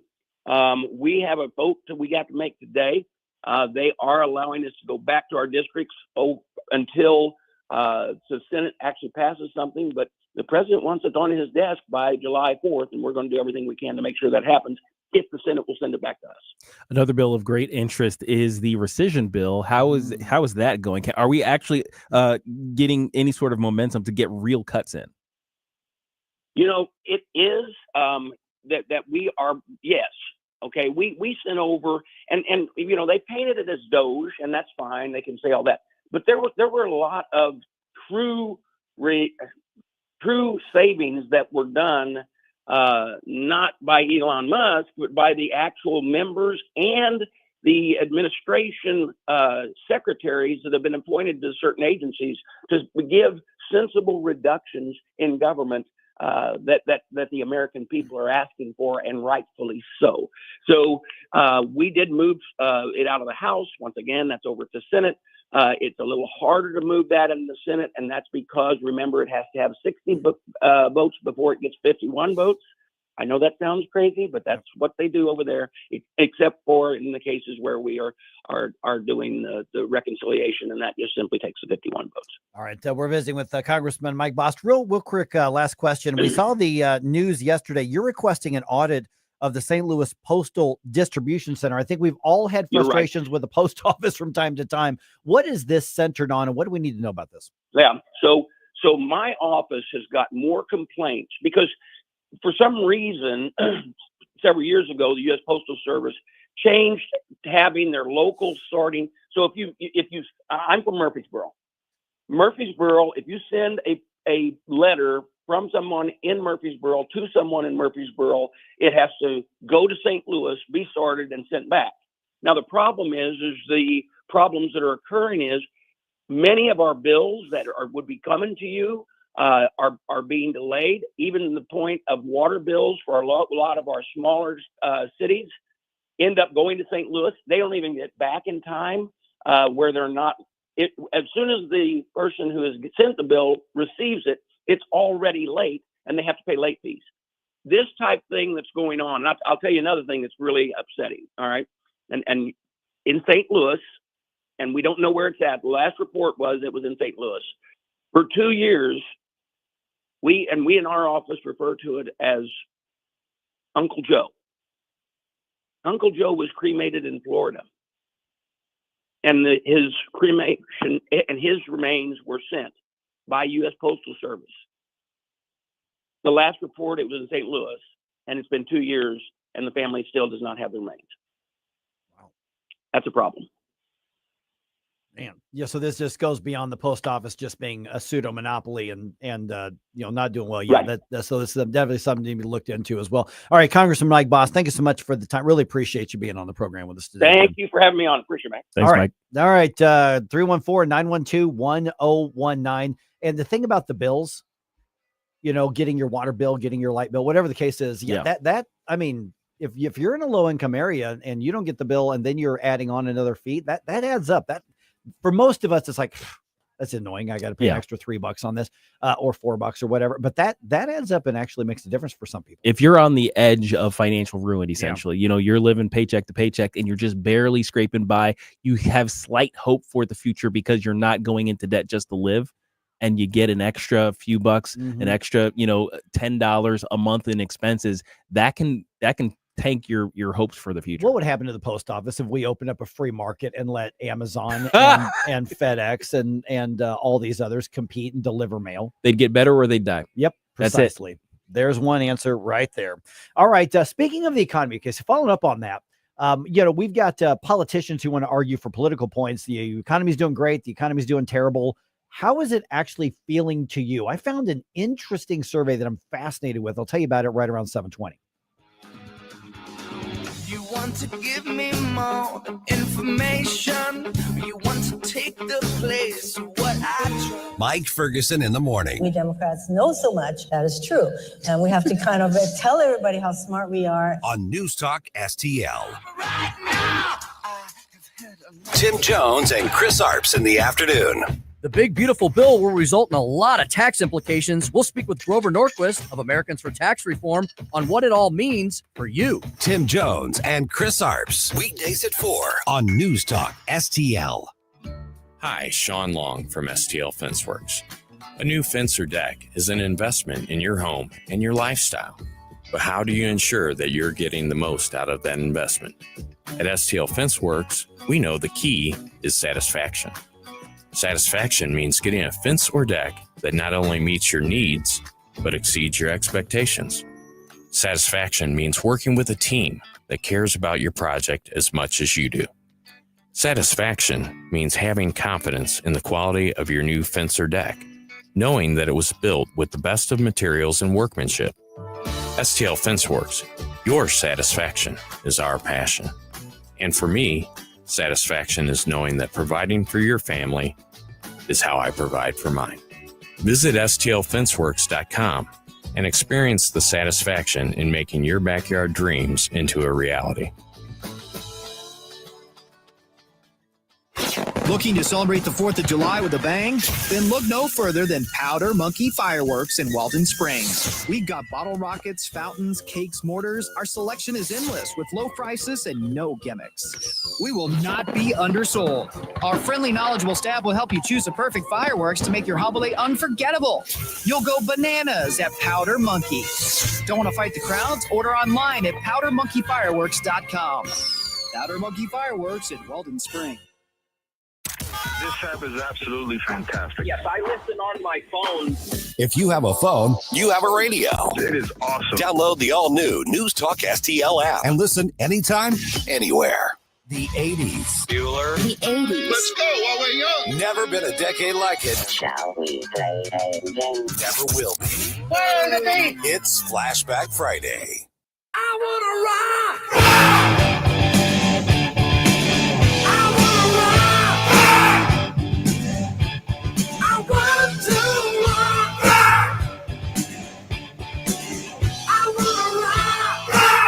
Hi, this is Jefferson County Councilman Billy Crow with a reminder to check out our new show, Jeffco Patriot Radio. This and every Sunday at high noon. Now, back to the Mike Ferguson in the Morning Show. All right, what do you think? Is he going to lead off the concert with this song? Oh, that would be such a good opener. Come on. How could you not? I know. I mean, I just, we know he's going to play it, but we'll see here. All right, here's a question I've got for you. How are you feeling when it comes to the economy? Right. This is absent numbers. Right. How do you feel? Politicians and media, they use charts and they use numbers to tell us how we're supposed to feel. Mm-hmm. But what's the reality for you right now? Let me know if you're still feeling the squeeze or if things are better for you, because one of the surveys that was done was really fascinating regarding how we are reacting to what's happening in the economy, and it's outside of politics. Also, given that it's Flashback Friday, if you're interested in hearing the song that you just heard, on Friday, October 3rd, Mike and I are going to the Family Arena in St. Charles for a night of great 80s rock. We're going to see Dee Snider, Lita Ford, and Firehouse in concert. You can be there too. Be the third caller right now to 314-912-1019, and we'll set you up with a pair of tickets for the show, and you can come hang out with us and watch some great 80s rock and roll. All right, 314-912-1019. Hurry. Start calling. All right, 722 right now. Okay, so interesting survey. And, and I take surveys, kind of with a grain of salt, because a lot of times they're push surveys. They want to get to a specific thing. But what this was asking was, okay, are you changing anything that you do? So it wasn't really, pushing, how do you, approval, disapproval. Okay. Stuff like that. So this would Right. be, to me, it sounds like a more accurate way of gauging these things. I would think so. Yeah. Okay. So the survey was conducted by a oh man, those phone calls went. Jeez. Okay. Here they come. We're gonna have to do this again. All right, by a company called Pop Menu, and they just looked at a bunch of other data, and they did a survey here, and it says 67% of Americans are reducing spending on something or everything.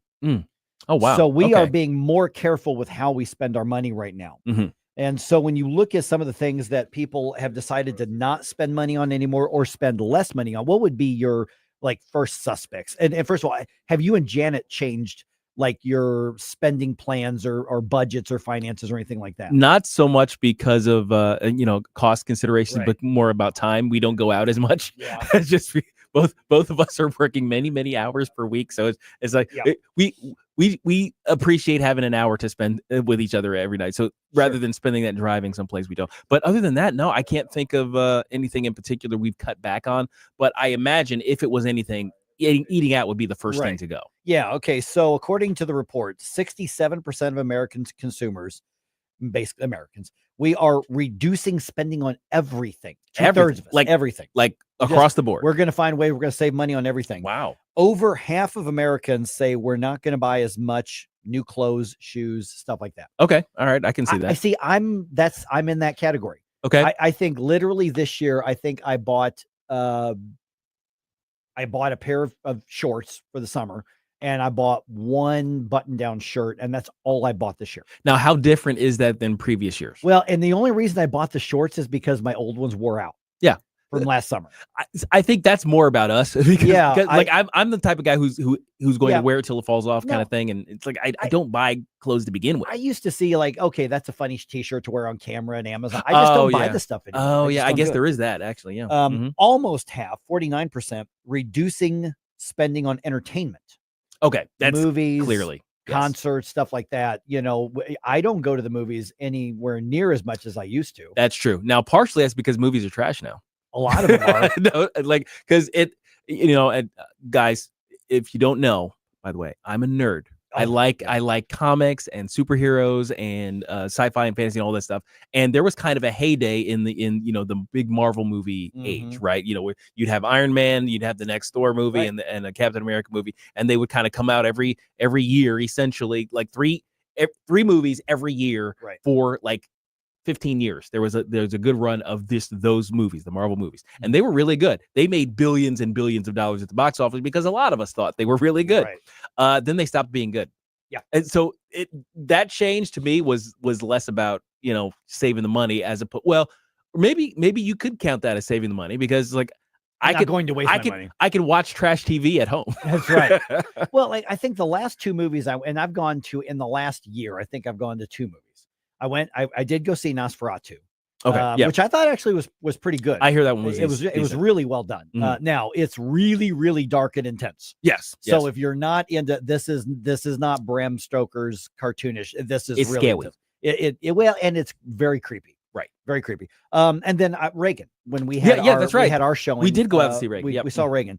But other than that, and this is one of those where I'm like, I don't need, I can make better use of that money. Whereas before it's like, well, that looks okay. I'll give it a shot. Right. So I'm really going to have to be interested to go see something. Otherwise I'm not spending the money on it. I suppose we're all making these choices very. I mean, it may be kind of a nonchalant way that we're just making these economic choices on what we purchase, and it feels less like a response to the economy and more just a general response to our preferences. But ultimately, it's a value decision, right? It's I'd rather spend money on this rather than this. I almost never go out to eat that much anymore. Now, I mean, you're eating real clean, but that's the thing is I eat really, really clean. So Mhm. that's part of it. But now if I want to treat myself to like a Euro or something, I'll run out to Mario's and grab something out there. But I used to go out to eat pretty often, as a social thing and just to get out of the house or whatever the case is. Money is a consideration. I'm like, why am I spending that much money? Because the prices have all gone up. Yep. There have been inflationary prices. And going out to dinner used to be, 15 or $18 for me. Well, it's 25 or 30 now for me. So I have made a conscious decision to not eat out as much as I used to. And a lot of people are doing the same thing here. It makes sense. Yeah. And about a third of us are actively trying to spend less money on groceries. Yes. Now I have seen that. I have seen a lot more people kind of, that clearance area at the grocery store or at the Walmart or what have you. It gets sparked much faster now than it used to. It's like people are gravitating towards, those cheaper deals. And I think that's why you're seeing a lot more people look to places like Costco and Sam's and stuff like that. Absolutely. You're going to spend more to buy it in bulk, but it's going to last you a lot longer, as well. But I'm just more careful, like for instance, I mean, and it's true every weekend I'll or Friday or Saturday, I'll run out to Nutrition Stop and I'll get specific things. But what I'm finding is that lasts me a lot longer. And I am taking the money aspect of it into consideration. Right. About a third of us, and I'm surprised this number isn't higher, are actively auditing our streaming subscriptions. Oh, as you should. But that should be 100%. Yes. Make sure that you're not paying for something that you're not watching, and or that you forgot about that's automatically being deducted. Right. Pay attention to your credit card bills for crying out loud, people. But I imagine people are just kind of doing that naturally. It's interesting too because, I would like people to be more economically considerate because the lack of saving that among American people is terrible to me. Like the fact that we don't really save money in this country is terrible. And I hope people get more economically literate so that they can reorder their finances in that way. And it seems like we're naturally gravitating that way. I think the difference right now than what we've seen in the past may be that we're not doing it in a panic. Is that right? Yeah. Is that the feeling that is it just me or? Yeah, because I think it's like, okay, well, let's think about this because I think there's a high percentage of people who still are worried about the possibility of recession, although it looks like we've avoided. Oh yeah, because I mean, you asked me 3, 4, 5 months ago, I'm like, I think we may be headed into a recession, but it looks like we're going to avoid that. But people are still like, okay, that was a close one. Maybe I should be more careful. Yeah. On average, according to this report, the average person spends $115 on restaurants per week. Most of that being fast food. Oh yeah. So that I'm just going to run by lunch and go grab whatever at whatever fast food place through the drive-through. Well, that's 10, 11, 12 bucks. You do that 3, 4, 5 times, and then you go get dinner with, it adds up. Yeah. DoorDash. Yeah. DoorDash, $235 on groceries every week. Those are easy areas for people to cut back on as well. So this is interesting that people are still, regardless of being told, hey, the economy is in a lot better shape than it was. And I think that in general it is. People are still not behaving as though we're in the clear. Right. That's true. Now, could it be just that people are reacting, they're gun shy because they've been burned by the economy in the past? I mean, that period of inflation under the Biden administration was pretty much among the worst devastating in decades. Yeah. Since Carter. Yeah, it was the fastest growth in inflation. So it could just be that we're wary of that. That actually burned us. Over 1 in 5 are cutting back on charitable donations. Now that hurts. That always hurts. Every time the economy takes a hit, so the charitable donations go down. Yeah, exactly. All right, we got ourselves a winner, right? Yes, we do. So we just need a first name. Who's going to go see the show? Well, it turns out that sometimes if you bring us donuts, the universe rewards you with free tickets. Oh. So, Allison, congratulations. You were caller number 3. All right. Sorry to everybody else. Our lines were blowing up there for a moment. We'll do it again. Yeah, we'll do it again. Definitely. Yeah, don't worry.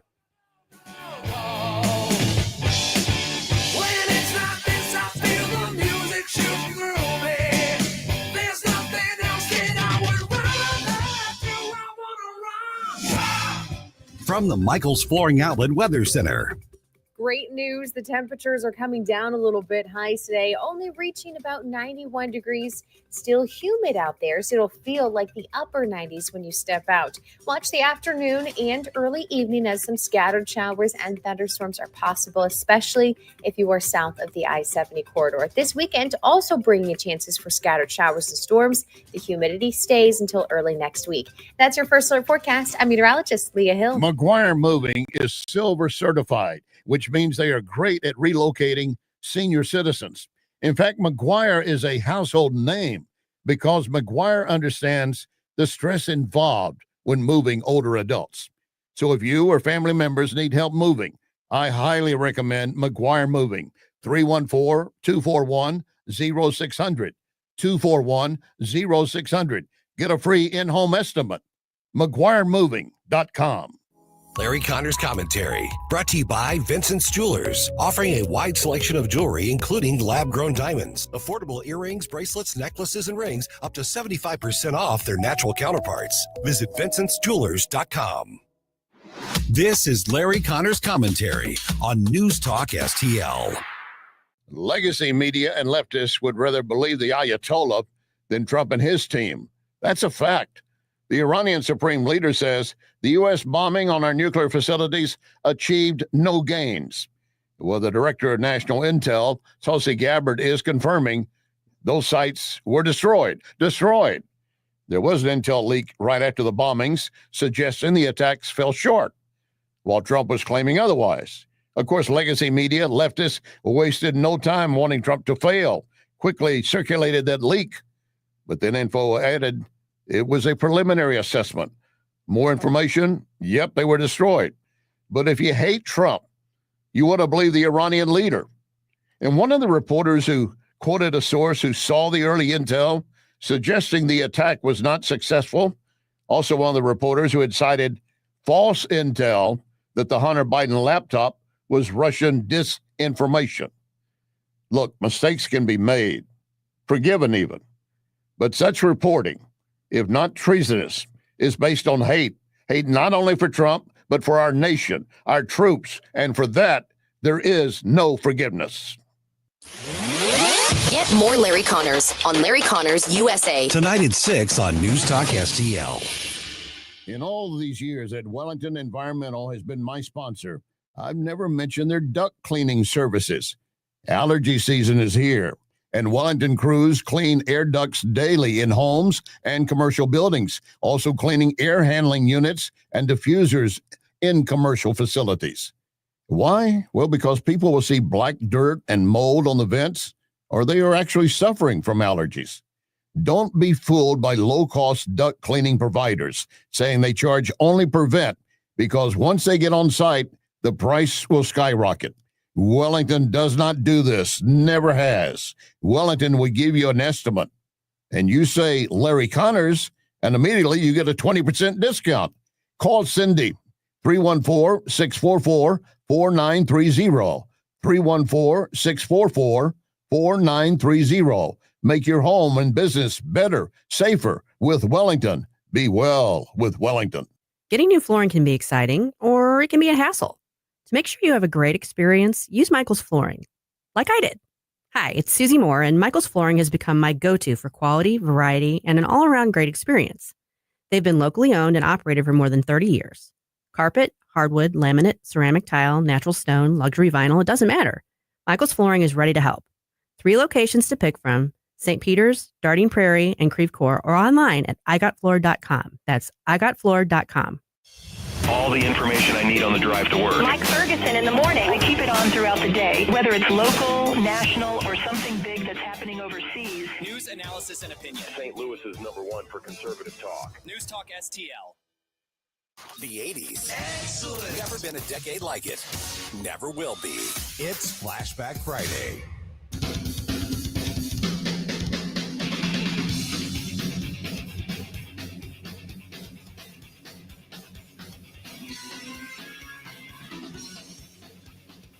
Hi, it's Randy Tobler here. Pour a big cup of coffee and catch my show every Saturday morning from 6 to 9. Right now, it's back to Mike Ferguson in the morning here on News Talk STL. Now we're talking This is another good hit from one of the bands that'll be there. Lita Ford. Yeah. This is Lita Ford. This is not one of her main ones everybody thinks of. This is like she did this. I think she did the song a couple years ago in there, and it just she sounded great. It's gonna be so much fun. All right, I don't mean to shock you all this morning. Deliver that news. It's hard to comprehend. But TikTok may not be the best place to get automotive and financial advice. What? FYI. I'm just saying.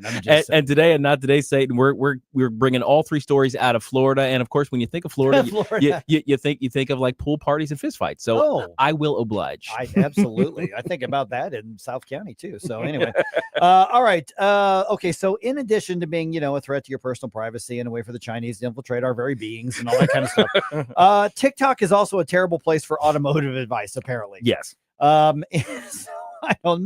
Maybe this is just a reflection on the dumbing down of our culture. Mm-hmm. Okay, so I'm not gonna like single anybody out or stereotype, but I'm looking at you, younger people. Okay, I'm just saying. So, TikToker Alicia, she posted something that apparently went crazy on TikTok with like 1.4 million views as of last night. So God knows where it's at from here on out. So she put this video up saying that the way you pump your gas changes your mileage and how much money you're spending. Here's what she posted. God bless the person that said when you're pumping your gas to put it on like the slow setting so it doesn't cause those air bubbles, because do y'all see that? And this was $30. It usually takes me $60 to fill my tank to like 400 miles. I don't remember the name of the creator, but God will bless you. I hope both sides of your pillow are cold tonight. When you so she's arguing that if you take forever to fill up your car with gas, you're going to get more gas, spend less money, and get better gas mileage. Yes, because you air bubbles. What in the world? And there were people who were going crazy, like, "Oh my goodness, it works!" It's the air bubbles. She said the slow setting. So is that one of the qualities of gasoline that you pressed? Or No. She's talking about like on the pump really slow. Yeah. So the same gas, but because there's like those ridges on the thing. It has a couple of lockout positions, right? You can lock it out the slowest, and then there's you lock it out the fastest pump. So just take longer to fill up your car with gas because it releases air bubbles. No, the tanks are underground, and they're Gabe, does this work? No.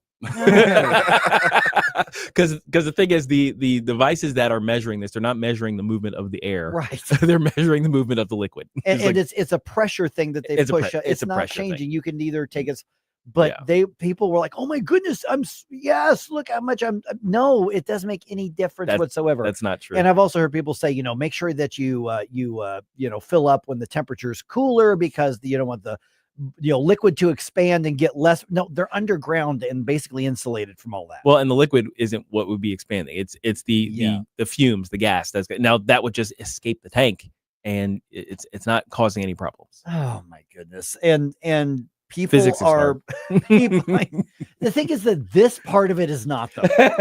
the part about not taking advice from TikTok influencers. I mean, it's a matter of, okay, so I'm going to buy, I don't drink soft drinks, but I'm going to buy a Pepsi, but she's equating it with don't pour your Pepsi or your Coke too fast, because then you'll get the too much foamy stuff. Right. Exactly. If only we had like a Department of Education to help our public school system so people don't grow up to believe this kind of stuff. Right. Like, why don't we have public facilities to provide education for people so they understand the world? And if they don't work, maybe we should get rid of them. Because I'm sorry, if you've got such a lack of critical thinking skills. Yeah. That you see this is like, well, it's got to be true. It's got to be. Yeah. Jeez. I hate this world so much. And I guarantee you, somebody out there that's listening right now might sit there and say, "Well, it wouldn't hurt to try." Yeah, I know. That's like, I'll just do it real slow and see what happens here. Well, if it's about saving money, as we saw, people are willing to try a few things. Oh yeah, I mean, and it's kind of funny because like at one point I knew like where my gas tank was in the car that I was driving. Yeah.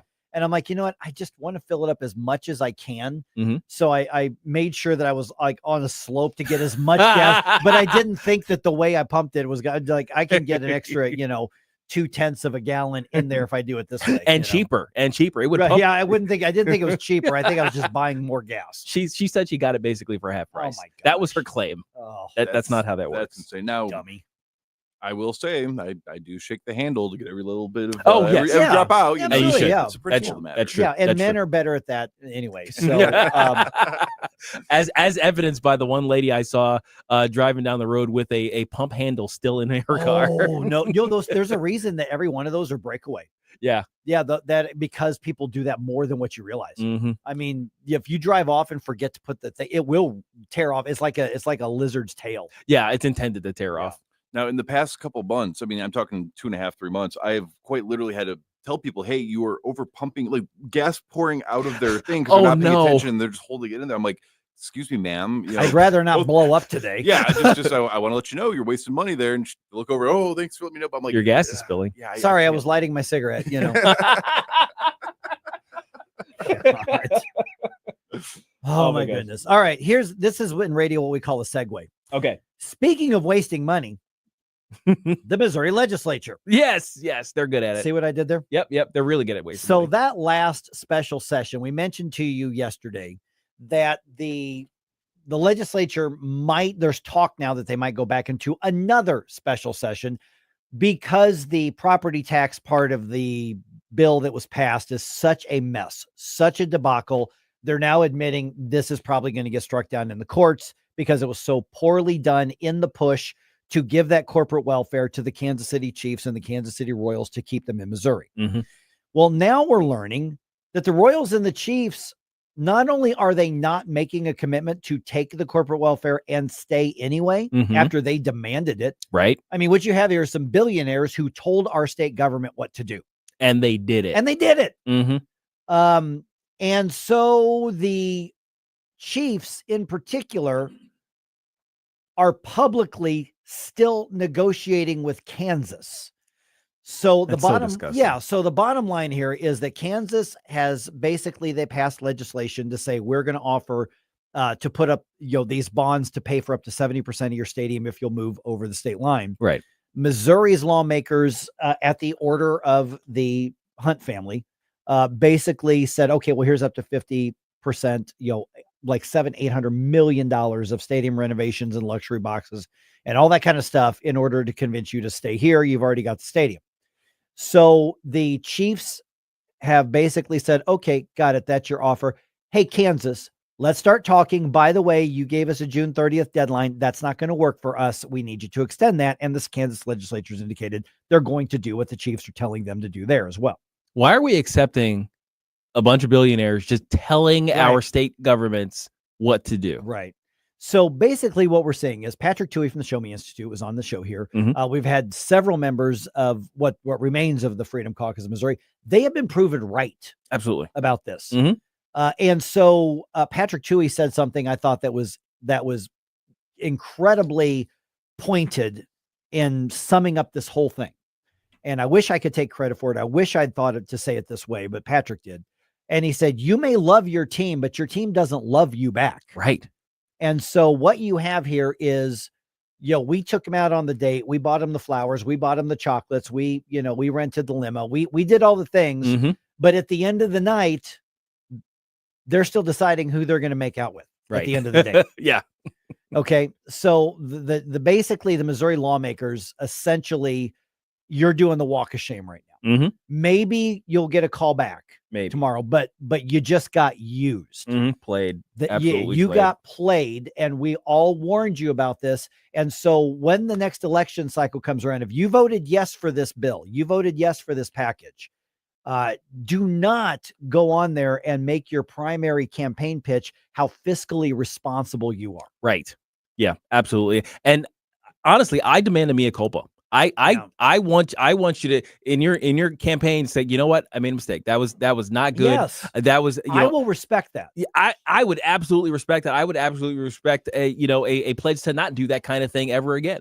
I learned my lesson. I learned my lesson. Just saying just that would gain you so much credit. Oh my goodness. It's just the thing is I can't even say this as unintended consequences.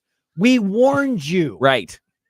This is the point, actually. Oh, good Lord. They All were right. using you for negotiations. All right. Let's get on to Friday at 7:50. You know what that means. Not today, Satan. Here on 101.9 94.1 News Talk STL, right after the musical stylings of Lita Ford.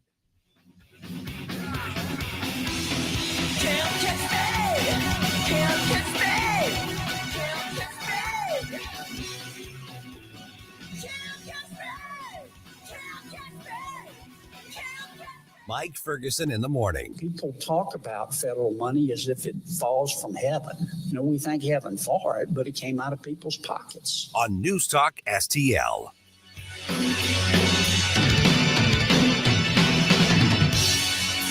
Hey, Jamie Allman here for the Great Window World.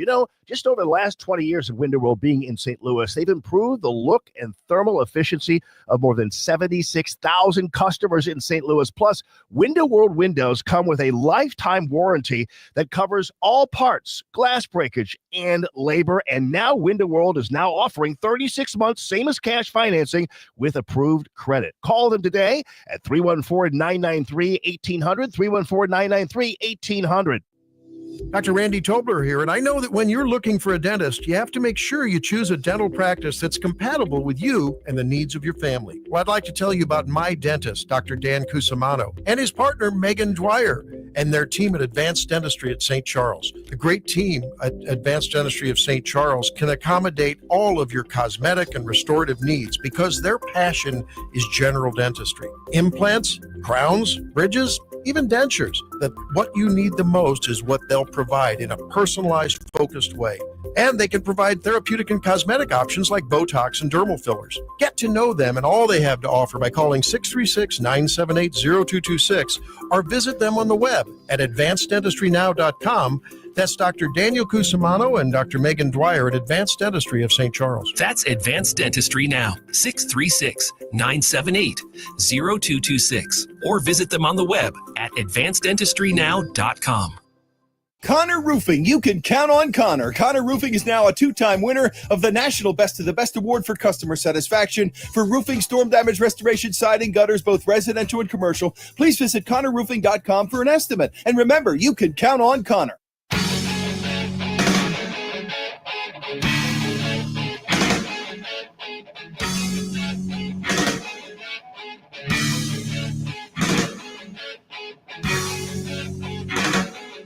Hey there, Tim Jones here. Make sure you join me and my buddy Chris Arps this afternoon from 4 until 6 p.m. right here on 101.9 94.1 News Talk STL. Right now, let's get back to more of Mike Ferguson in the morning. On Rumble, Vicky says, I think the Cardinals are next. They don't care about us.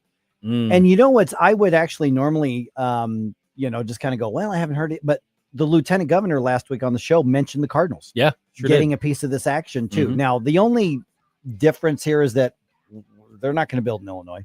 No, there's no way. Yeah, you can't. I mean, it's uninvestable because of the state government over there, and there's no population, on that side. That's the only protection the Missouri said. But they don't really have anywhere to go. Yeah, but I completely agree that the ownership of the Cardinals, they're not vested in what this is all about. Baseball. This is a business. True. We want as much profit as we can possibly get. I mean, that's just the way that it is. All right, 7:50 right now on the dot. That means you know what? It's the weird, the wacky, and the worrisome. These are the stories that make you say, Look, all the devil. Oh, hell no. This can't be happening, man. This ain't happening. Devil. Just anywhere to be sure. Not today, Satan. Not today. Amen. all right, donuts were the key to trapping a bear caught enjoying a Florida family's hot tub. What in the wide world of sports is going on here? All right, so the Florida Fish and Wildlife Conservation Commission said the bear was spotted in a Punta Gorda neighborhood this past Sunday. The Bruin was caught on camera taking a soak in a resident's hot tub. before taking a 6-hour nap in the backyard. You know what? I'm not going to lie. You could probably entice and trap me with a hot tub and donuts too. Yeah, seriously. I mean, I'm saying I'm not mad at the bear for this I one. mean, think about that afternoon that the bear had. I go in there. There's a hot tub. There's a box that says Mario's on it. Exactly. Hot tub soak, 6-hour nap. Yeah. Oh, come on, man. I don't blame the bear on this one. That sounds like a great afternoon. I get it. Hey, you left the pool open. Yeah. It's your fault. So the FWC personnel used they call it hazing techniques to encourage the bear to leave the property. That's basically you make loud noises and you kind of charge at the bear to kind of give them a go. And it ended up scaling a tree in a nearby vacant lot. Now the bear descended from the tree on Monday. So the bear spent Sunday in the backyard of the resident's house, went over to the neighbor's yard, basically climbed the tree and stayed there until Monday. But after he came down, he was ensnared in a trap baited with donuts. And the FWC said this is what led to its relocation to a local state park. So yeah, and yeah, you can absolutely catch me in a trap baited with donuts as well. Yeah, I mean, I'll even I know what's about to happen, but I'm still going to go get them. I will accept it. Yeah, I accept my fate. The donuts are a fair trade. Right, yeah. All right, now in our second story here, I bet that all you guys out there in the St. Louis area with a pool have been putting it to good use of late in order to beat the heat. Now imagine your surprise if one morning you had the same experience as a Florida man who woke up to find a trespassing alligator out for a swim in his. It's a really good thing he didn't jump in, just thinking, oh man, it's a beautiful morning for a swim without looking. Edward McClama of Ponte Vedra Beach woke up Sunday morning to find the large alligator crawling across the bottom of his pool. Oh man, so you wouldn't have even necessarily seen it unless you made a point to look down. Yeah, exactly. So yeah, it could have gotten scary real fast. McClama captured photos and video as the gator eventually made its way to the pool's entry steps. Now there were no official numbers given for the size of the gator, but based on that video, I estimated at about 6 feet of trespassing Which is lizard. a pretty standard size. Pretty standard size. That's an adult. Yeah, the roaming Florida gators tend to be somewhere between 6, 7, and 8 feet. Somewhere in that range. The weird part is that when I go down to Florida, play my ball tournaments or whatever, is I get so excited because I want to. You want to see them, it's hard to see them. They're not everywhere like you think they would be, and then these people just have to look at their backyard. Yeah, exactly. They just walk outside. Oh, there's a gator. Yeah. Another one. Another dinosaur. Yeah. The Florida Fish and Wildlife Conservation Commission sent a trapper to that home, and the reptile was eventually fished out of the water and sent back into the wilderness. Now, in our last story, this is an oldie but a goodie, and kind of an quote only in Florida thing, with a judge literally taking an argumentative lawyer out back for a beating. What? Wait, what? Wait, but what? Yes. This actually happened. Now, this story is from back in 2014, but I had to share it because some videos started circulating again. Okay, so this is one of those going around on social media. Media. So what actually happened? Okay, so this was in Brevard County. Is a Brevard County courthouse where a heated argument between Judge John C. Murphy and public defender Andrew Weinstock led to a fist fight, and part of the exchange was caught on camera. Judge Murphy was telling Weinstock to sit down, but Weinstock was arguing that he had the right to stand for his client, at which point Murphy says, quote, "If you want to fight, let's go out back and I'll just beat your ass." Now, Weinstock immediately says, "Let's go," and heads to the door. Wow. So now, according to Weinstock, he thought they would just talk things out. Okay, so it took two deputies to break up the fight. So they literally fought. They actually fought. They went out into, you heard the door open. They went out into I guess the hallway or some other back room or something like that, and you heard yelling and thumping and all kinds of stuff. Wow. Now, by the way, Brevard County, you remember we played that soundbite from the sheriff who's like, if you charge our officers, you're going to kill you, graveyard. This is the same county. This is the same county. Same county. Not the same guy, but the same county. They don't play out there. No. So Weinstock, the defender, did not return to the courtroom. Oh, wow. And when the judge came back in by himself, everyone clapped.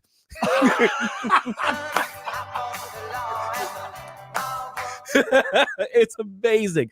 Okay, now public support notwithstanding, Judge Murphy did end up getting removed from the bench by the Brevard County Supreme Court. Yeah, but do you want to be the one to tell him that? Yeah, exactly. Yeah, seriously. It's like, man, but look, I guarantee that Mr. Weinstock treads a little more lightly when he's standing before the bench from now. Yes.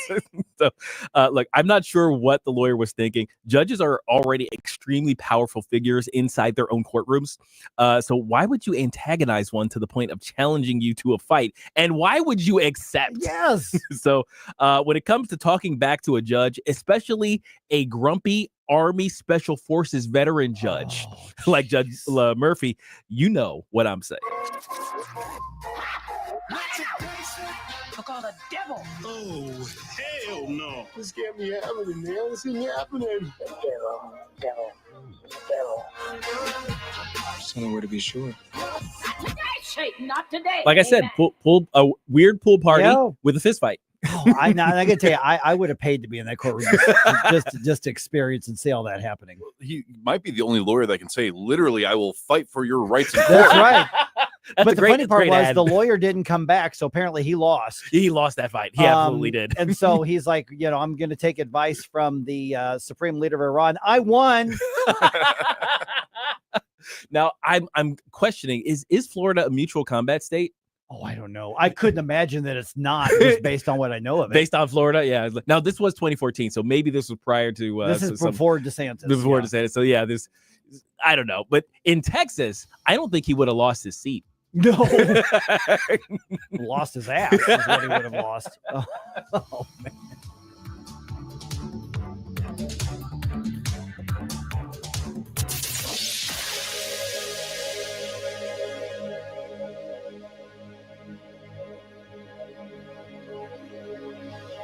Summer in St. Louis means one thing: Cardinals baseball. It's more than a game. It's an STL tradition. The crack of the bat, the roar of the crowd, the boom of the fireworks. It's the soundtrack to summer for Cardinals Nation. So grab your cap and glove and take your spot in the stands, because in St. Louis, baseball is more than a melody. It's our favorite song. This is former Cardinal and Navy Lieutenant Mitch Harris. Salute those who serve. Join the Cardinals on Friday, July 11th for Military Appreciation Night, presented by Boeing. With a special themed ticket, fans will take home an exclusive Cardinals 40-ounce tumbler, honoring all 6 military branches. Arrive early for a powerful pregame concert by the U.S. Air Force Band on the Budweiser stage. And best of all, a portion of each ticket benefits USO Missouri. Get your tickets at cardinals.com/think. St. Louis Cardinals for the Lou. Chris Arps here, and after Becky and I leave church on Sunday, we head down the street to Capriotti's to grab a classic meatball sub. And of course, for dessert, I get a giant chocolate chip cookie. I love Capriotti's, and you will too. On Manchester at McKnight in Rock Hill. Why leave your company's story to chance? In today's digital world, video content isn't just an option. It's essential for your success. At Blue Ocean Media Group, we've spent decades crafting compelling visual stories for businesses just like yours. From concept to completion, our award-winning team transforms your vision into powerful video content that connects with your audience and drives results. Don't trust your brand to amateurs. Partner with Blue Ocean Media Group. Visit blueoceanmediagroup.com today, and let's bring your story to life.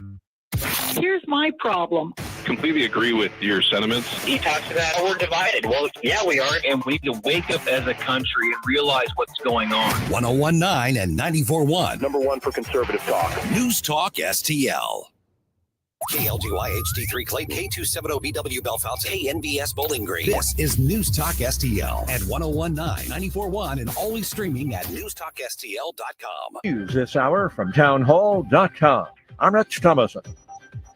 A key inflation gauge moved higher last month. Commerce Department says prices rose 2.3% in May compared with a year ago, up from just 2.1% in April.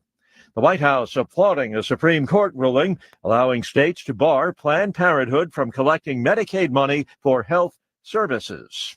The president has always maintained that Americans should not be forced to violate their conscience and their religious liberty by having their tax dollars fund abortions, and we're glad the Supreme Court ruled on that side. White House Press Secretary Caroline Leavitt on the case out of South Carolina.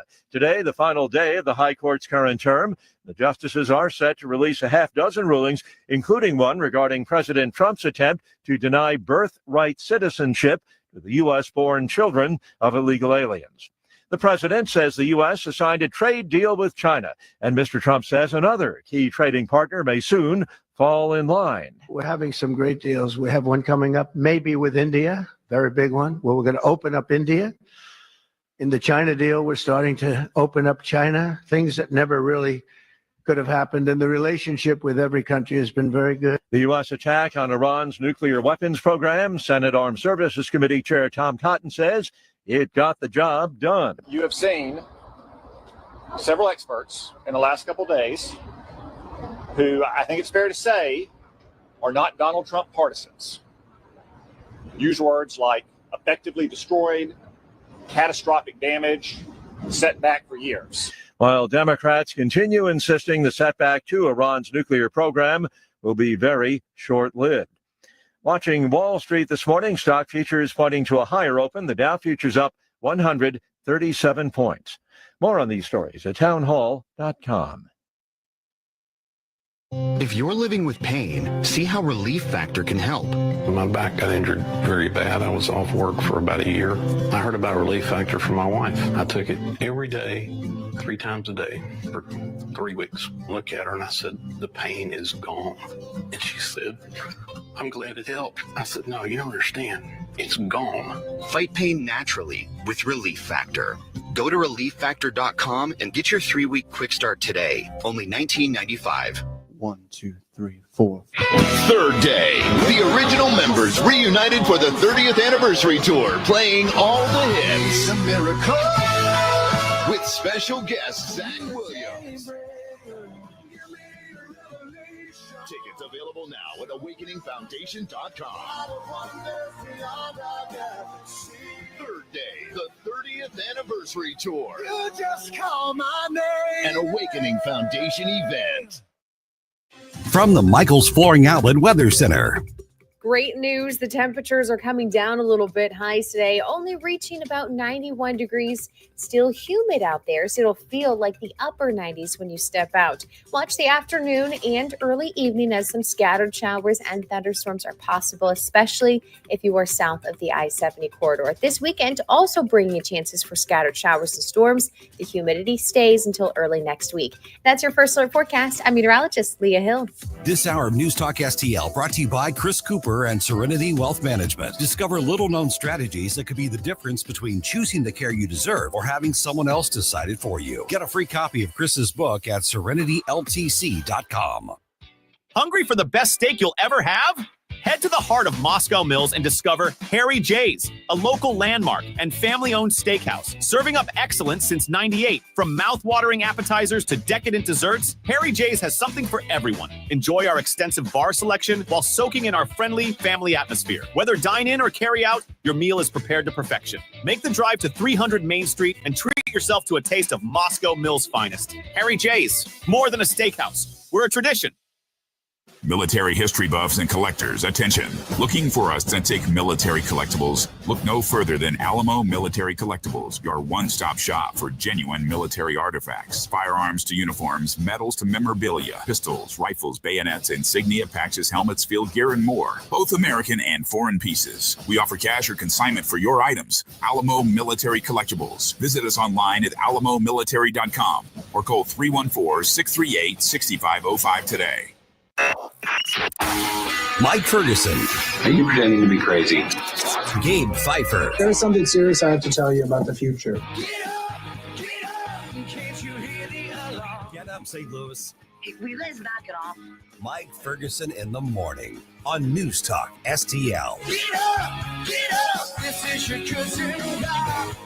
All right, much like that lawyer who got his butt kicked in that courtroom, have you ever dealt with somebody who just won't accept reality? Mm-hmm. Yeah, President Trump is contending on that right now. I have a feeling that Donald Trump probably would throw hands Oh, yes. If somebody challenged him enough to it, I think he would. I don't care. He's 80 or 79 or 80 or whatever he is. I think he would throw hands.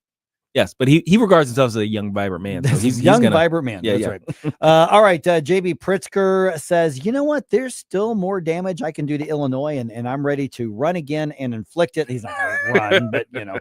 And the Cardinals back out on the road after splitting their series with the Cubs. It is 8:05. Let's dump some news on you here. The Morning News Dump, brought to you by Common Sense Rentals. The Morning News Dump. Are you joking? Is this a joke? Listen, folks, the Morning News Dump. Okay, so this is not a done deal yet. And I want to ask Nick Schroer about this at 8:35. Despite being offered hundreds of millions of dollars in public money / corporate welfare to renovate Arrowhead Stadium at taxpayer expense, the owners of the Kansas City Chiefs want to keep negotiating with the state of Kansas.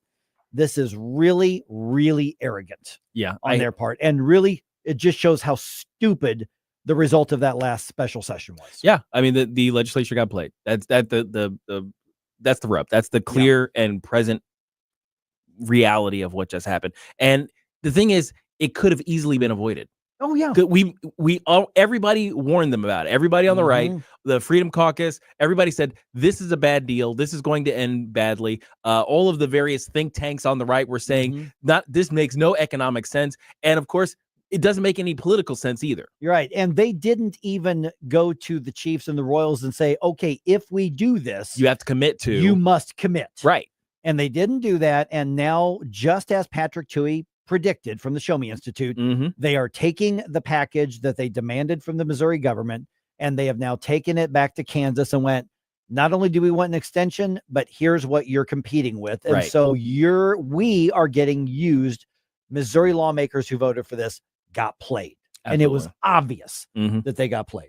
All right. So the team has asked Kansas lawmakers for an extension of the deadline to make a decision on whether to relocate.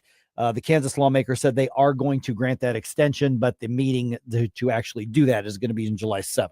All right.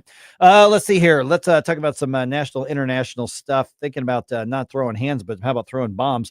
The Pentagon, the head Secretary of Defense there, he is backing up President Trump's statement that U.S. military strikes, in his words, obliterated Iran's nuclear facilities. Defense Secretary Pete Hegseth said last weekend's military operation in Iran was a resounding success. Decimating, choose your word, obliterating, destroying Iran's nuclear capabilities. And he accused the press of irresponsible reporting. Half-truths, spun information, leaked information. Hegseth cited the CIA and other sources as he downplayed an initial intelligence assessment that raised doubts about whether the nuclear facilities were permanently destroyed. Greg Clugston, Washington. Okay, now get this. Iran's supreme leader, Ayatollah Ali Khamenei, makes his first appearance since the bombings happened and the first appearance since the ceasefire was announced. And he declares they won. he's holding his hands up at the end of the fight. He's literally like, we won. From the ground. Yeah.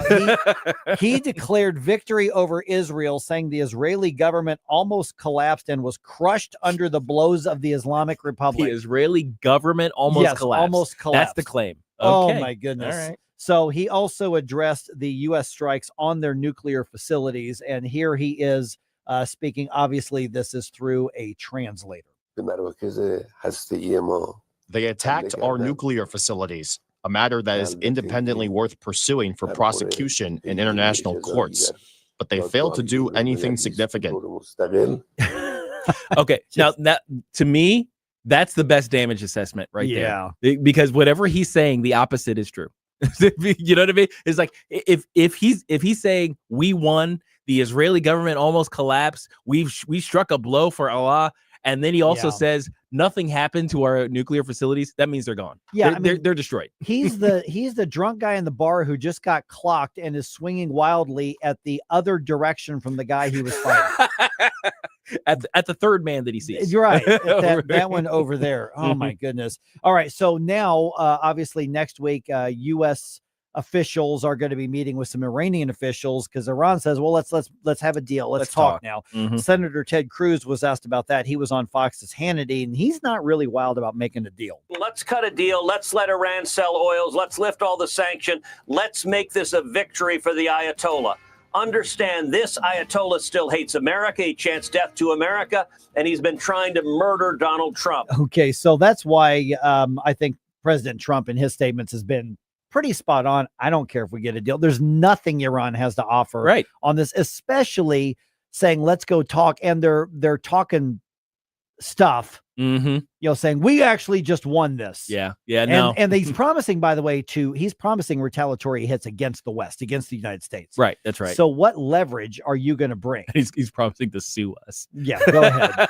At the International Hague, court. Yeah, I was like, all right. Yeah, go ahead. You know what? Listen, get whatever decision. International law does not apply. We just don't care. While they stand in the we're building, one of the we few. financed. We're one of the few countries when Republicans are in charge that ignore international courts. They have no say whatsoever. All right, Illinois Governor J.B. Pritzker, as expected, announcing that he is running for re-election. The governor waddling for re-election, not running, waddling.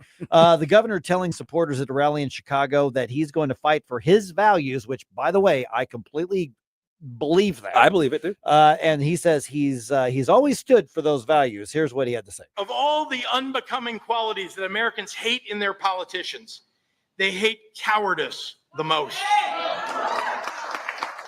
I'd rather lose standing up for what I believe in than win by selling out those who believed in me. Okay, was there any state government and at his direction that was more cowardly than J.B. Pritzker's Illinois government in the way that, in particular, I mean, you can pick example after example, but let's go back to the COVID tyranny. Yeah. Was there any more of a coward? Maybe Gavin Newsom. Maybe. But you want to talk about cowardly and taking that cowardice and inflicting it on everybody in the state.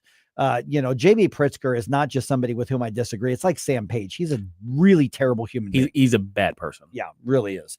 All right. This is speaking of bad people. Look at that, a segue. Nice. Scam artist. Yeah. Older Missourians, it turns out, top targets for scam artists. You know who the Better Business Bureau says, in addition to older Americans, who tends to get hit with scams more than others? Who's that? The youngest. Oh, the kids. The kids. Because they believe everything. Well, right. Well, considering that they believe some of that garbage on TikTok yes. for automotive and financial advice. Because they believe it, and also they're not accustomed to guarding privacy because their entire lives are on social media. So they never think in terms of protecting yourself online. So it's those of us in the boomers, Gen X, and right after us, which would be the early millennials. Yeah. They're the ones who, not saying we're immune from it, but we're less likely. We're better at it. Yeah, but get this, older Missourians, according to a report by ChicksX, which is a cryptocurrency exchange, they looked at the data, and it turns out that over 30% of Missourians who are in their 60s, so 60 to 69 years old, almost 1 in 3 of them have already fallen victim to a scam this year alone. Come on. Yeah, the average loss, almost $650. Now, when you look at Missourians in their 70s, about the same percentage have already lost money this year already. Jeez. But their loss is almost $800. And the thing is that a lot of them may not even know that they fell victim to it.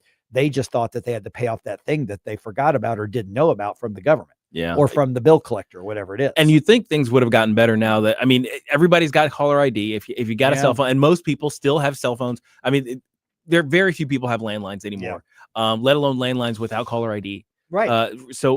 And these days, all of these phone numbers that you don't recognize are marked as potential spam. Right. It says it right there. Yeah. So why would you answer that call and then give that person money? Because if you're 78, you don't know what you just said. I guess. That's it. So calls from business and government imposters make up the vast majority of those scams. Oh, the government imposters. Yeah. Yeah, that's what they're doing there. And by the way, I saw another report here in the St. Louis area.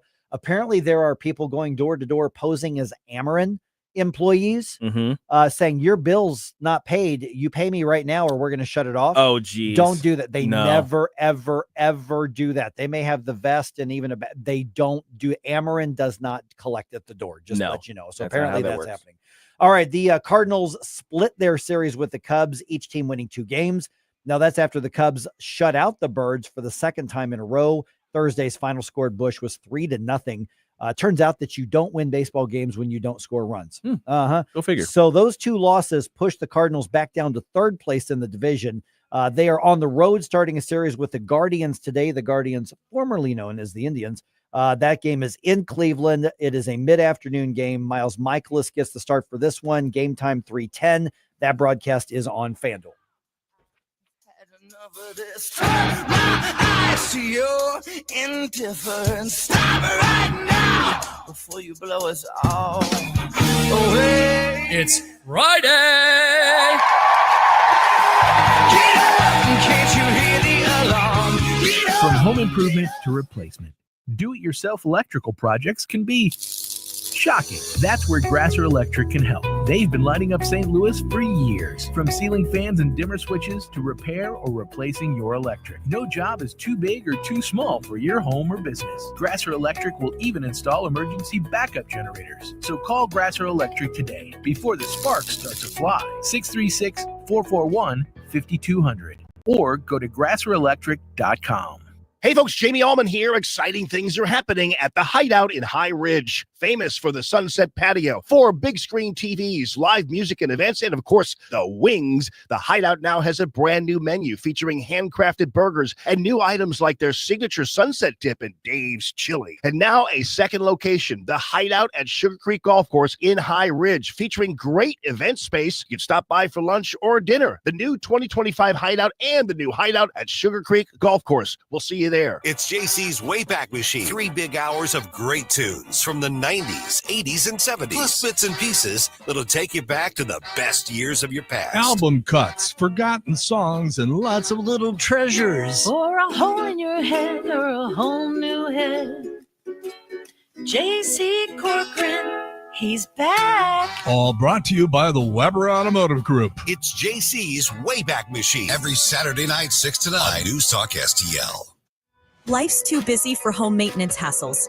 That's where Nicole Whited Home Concierge Services comes in. From coordinating contractors and managing yearly maintenance appointments for your home and vehicles, to handling your mail, packages, and personal errands and shopping while you're home or away. Nicole takes care of the details so you don't have to. Nicole Whited Home Concierge Services. Call 314-766-1996. 314-766-1996. Effortless living starts here.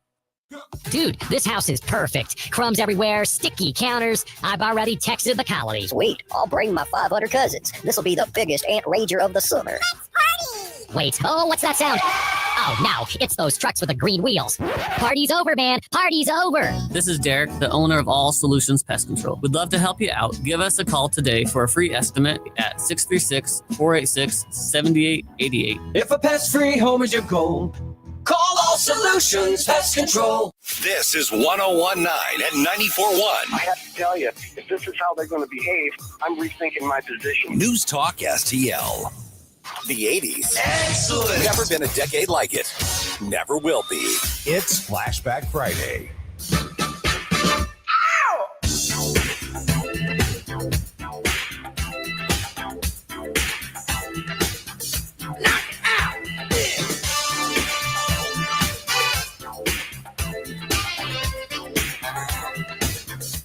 Hey, this is Todd Showalter. Join me for the Right Mind Show on Saturday at 5 as I try to put some fun back into this wacky radio station. You know, and speaking of wacky, let's get back to Mike Ferguson in the morning. Great choice. How do you not picture Apollo Creed in the Stars and Stripes trunks?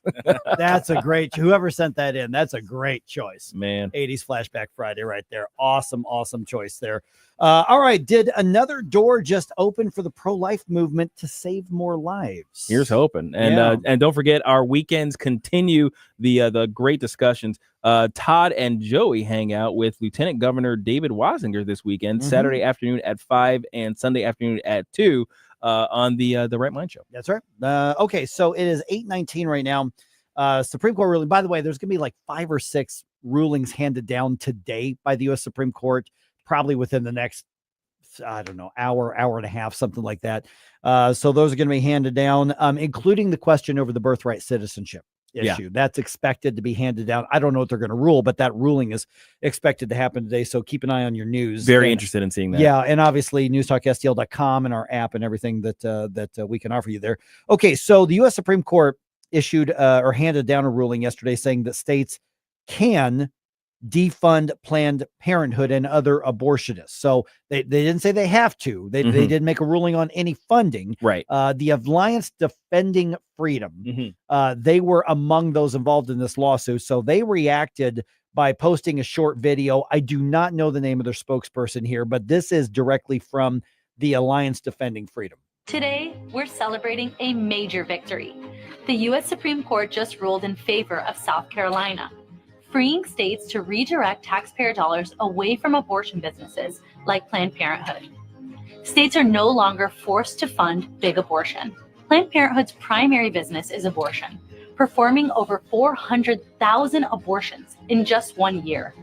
And it's the second largest provider of dangerous gender transition drugs in the U.S., even giving them to minors across the country.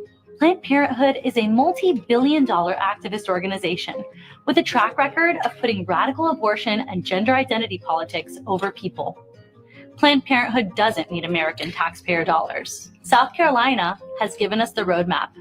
Let's defund Planned Parenthood now. Okay, so what we have here is let's not get ahead of ourselves on this. Right. This is a ruling that is good for the pro-life movement. Okay. Yes.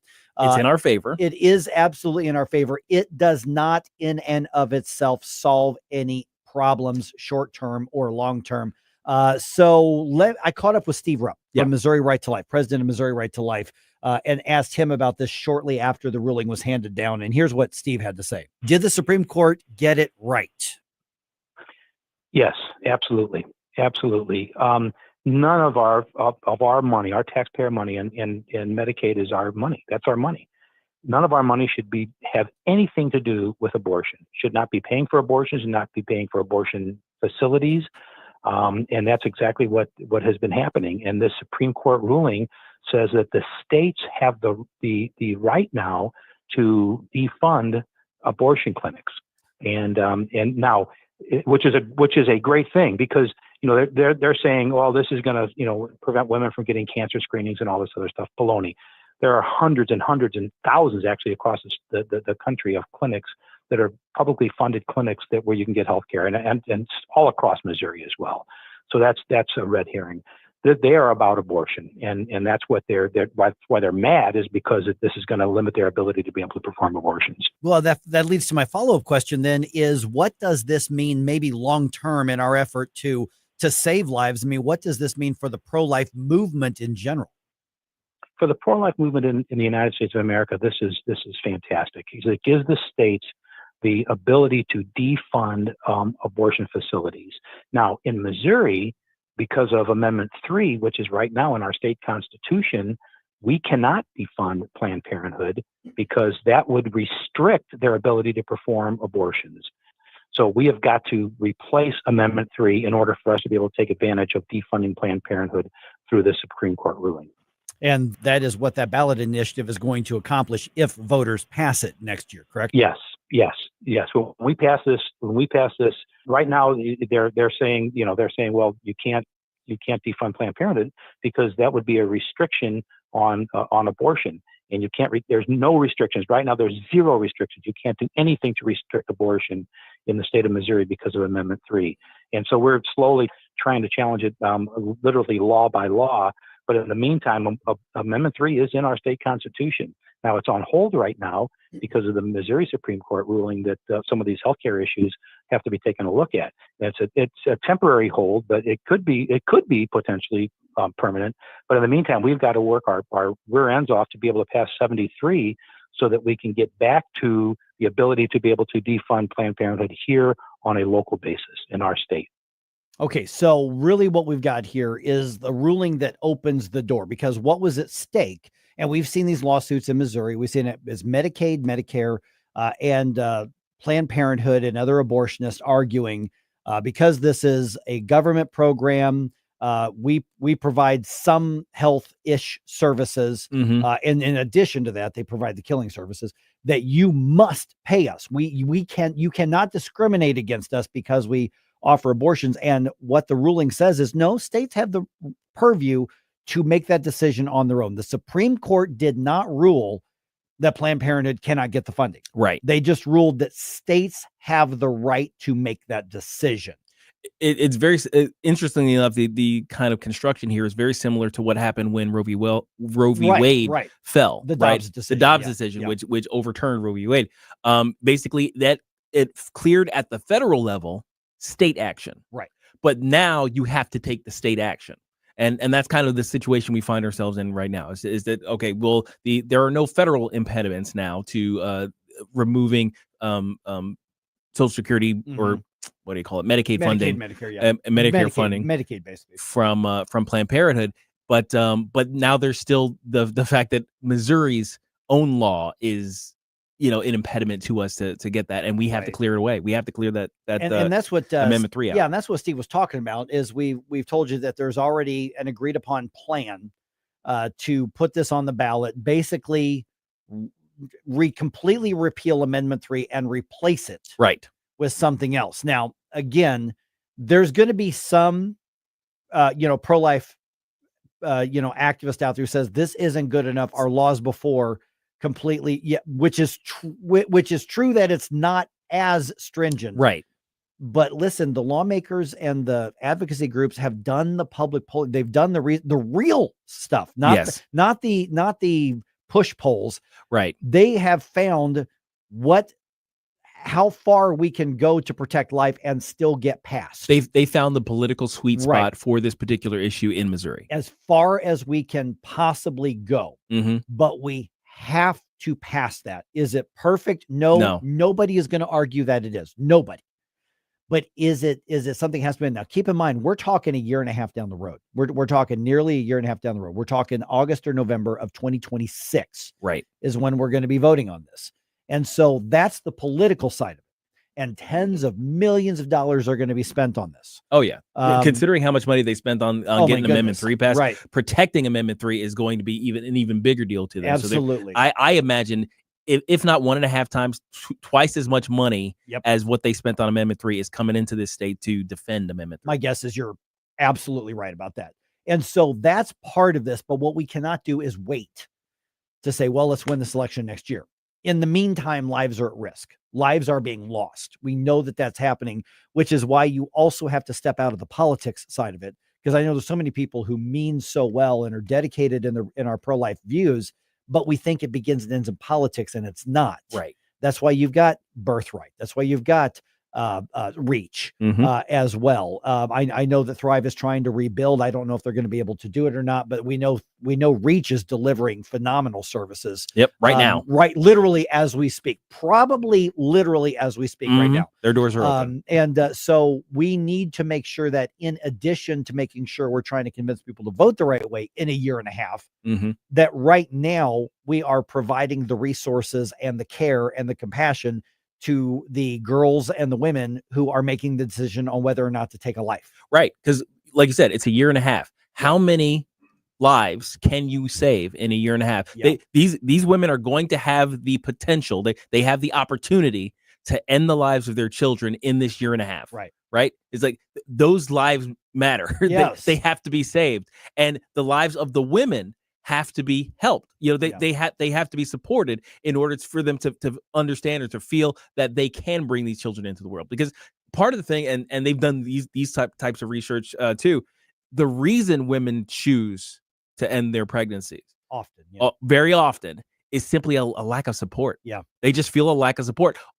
It takes very little to provide as the support that they would feel comfortable with to prevent them from killing their own child. So Google search Reach Reproductive Health. Look them up. They're at the forefront right now in Missouri. $25 makes a big difference. Absolutely. Like this, and Birthright is still around as well, as I mentioned them before. And there's a lot of different pro-life organizations, but we also need to just understand we need to supplement the politics, and we need to do the real person to person. And you know what? That's the harder work. Oh, absolutely. That's the harder work. The person to person, the heart to heart, brain to brain, that sort of emotional thing. But there are people on the front line saving lives right now. So before we can win the political battle, let's win the battle for life and culture as well. All right. Nick Schroer, he's got another new show coming up here on the station. He just keeps adding jobs. Adding stuff because he's got so much spare time. We're going to talk to him right around 8:34.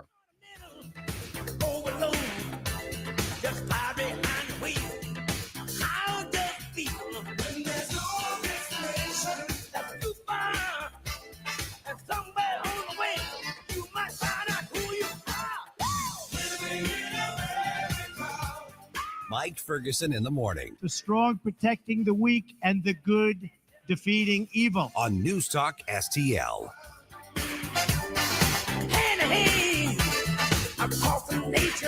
From the Michaels Flooring Outlet Weather Center.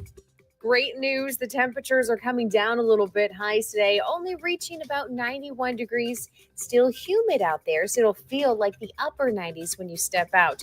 Watch the afternoon and early evening as some scattered showers and thunderstorms are possible, especially if you are south of the I-70 corridor. This weekend also bringing you chances for scattered showers and storms. The humidity stays until early next week. That's your First Alert forecast. I'm meteorologist Leah Hill. Fox News commentary. Planned Parenthood is encouraging men to get screened for cervical cancer. I'm Tommy Laren. More next.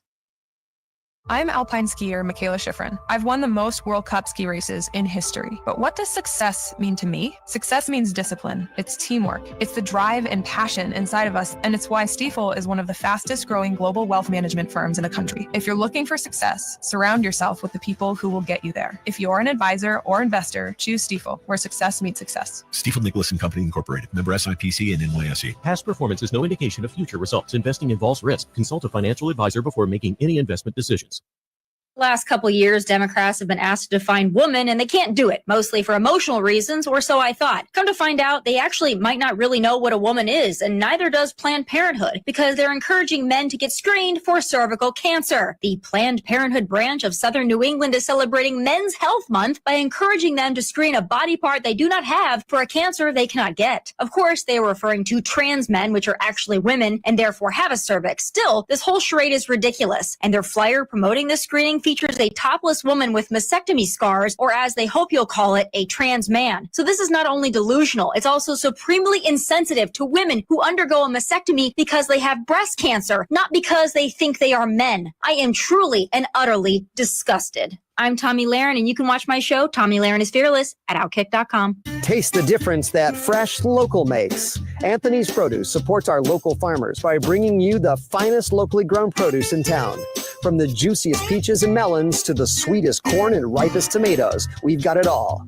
Plus, discover our amazing selection of locally made jams, salsas, pickles, and fresh sourdough breads. Open 7 days a week, Monday through Saturday, 7 to 6:30, and Sundays, 8 to 5.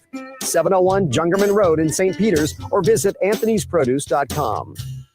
Tony Colombo here for my dentist, Dr. Matt Boscia at New Creation Dental Care, the one-stop shop for all your family's dental needs. And Dr. Boscia is always expanding his services, now including the incredible all-on-4 full arch implant procedure, full mouth restoration that can give you back your smile in as little as 1 day. No more suffering with damaged or missing teeth or poor fitting dentures.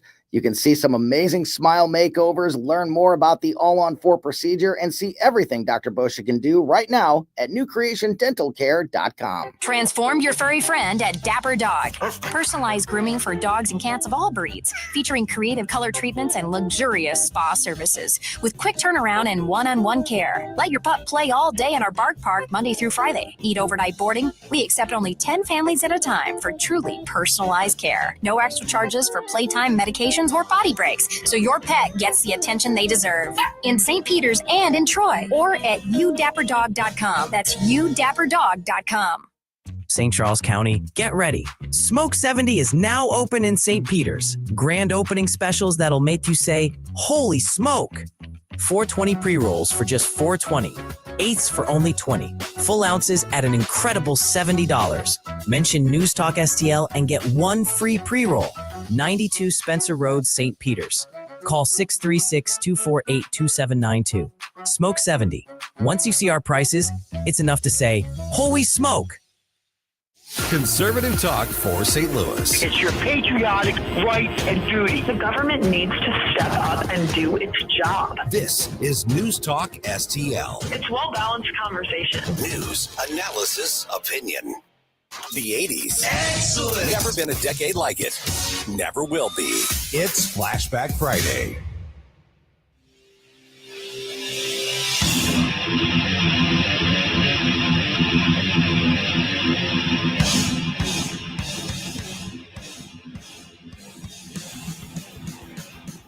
Hey everyone, this is State Senator Nick Schroer. I am the host of Stand and Fight every Sunday night. Right now, let's hear more of Mike Ferguson in the Morning Show here on News Talk STL. By the way, you don't have to wait till Sunday night to hear Nick. We'll tell you about that in just a second. All right, we're only getting better around here. Patriot Radio on News Talk STL is growing, and this time we are putting the spotlight on St. Charles, just like we do for Jefferson County, just like we do for St. Louis County. Yeah, and we also have Red State Radio with Susie Moore every Saturday from afternoon at 4. All right, and the aforementioned Senator Nick Schroer is with us right now in the studio because you're filling in for Vic here. I am. It's going to be Nikki 2 shows. All right, yeah, well, 3 shows, as we'll explain here in just a second. Well, because 4. Vic, 4. Well, yeah, that's true. Yeah, because I didn't realize Vic was out today. I guess does he have to report? This is his weekend. Yeah, this is a weekend in jail. He's got to work off one of the weekends. But he'll be back Monday. Yeah, we'll bail him out by then. All right, so congrats on the new show. Jeffco Patriot Radio has been a big hit. Yeah. I mean, not only like live on the air, but then on social media when you can watch those afterwards. Mark Harder now has the St. Louis County Insider. And it was a matter of time. We had to do this for St. Charles County. And you're leading up that one. Yeah. Myself, I'm the new chair of the Freedom Caucus. I know you said I've got no spare time. Right. I've got the shirt company, the law firm, got 2 girls and an actual job. So it's very important that we represent St. Charles County, what's going on out there on Stand and Fight on Sunday nights. It's really fun. It's informative, but it kind of sticks to what's happening in the Missouri Capitol and in DC.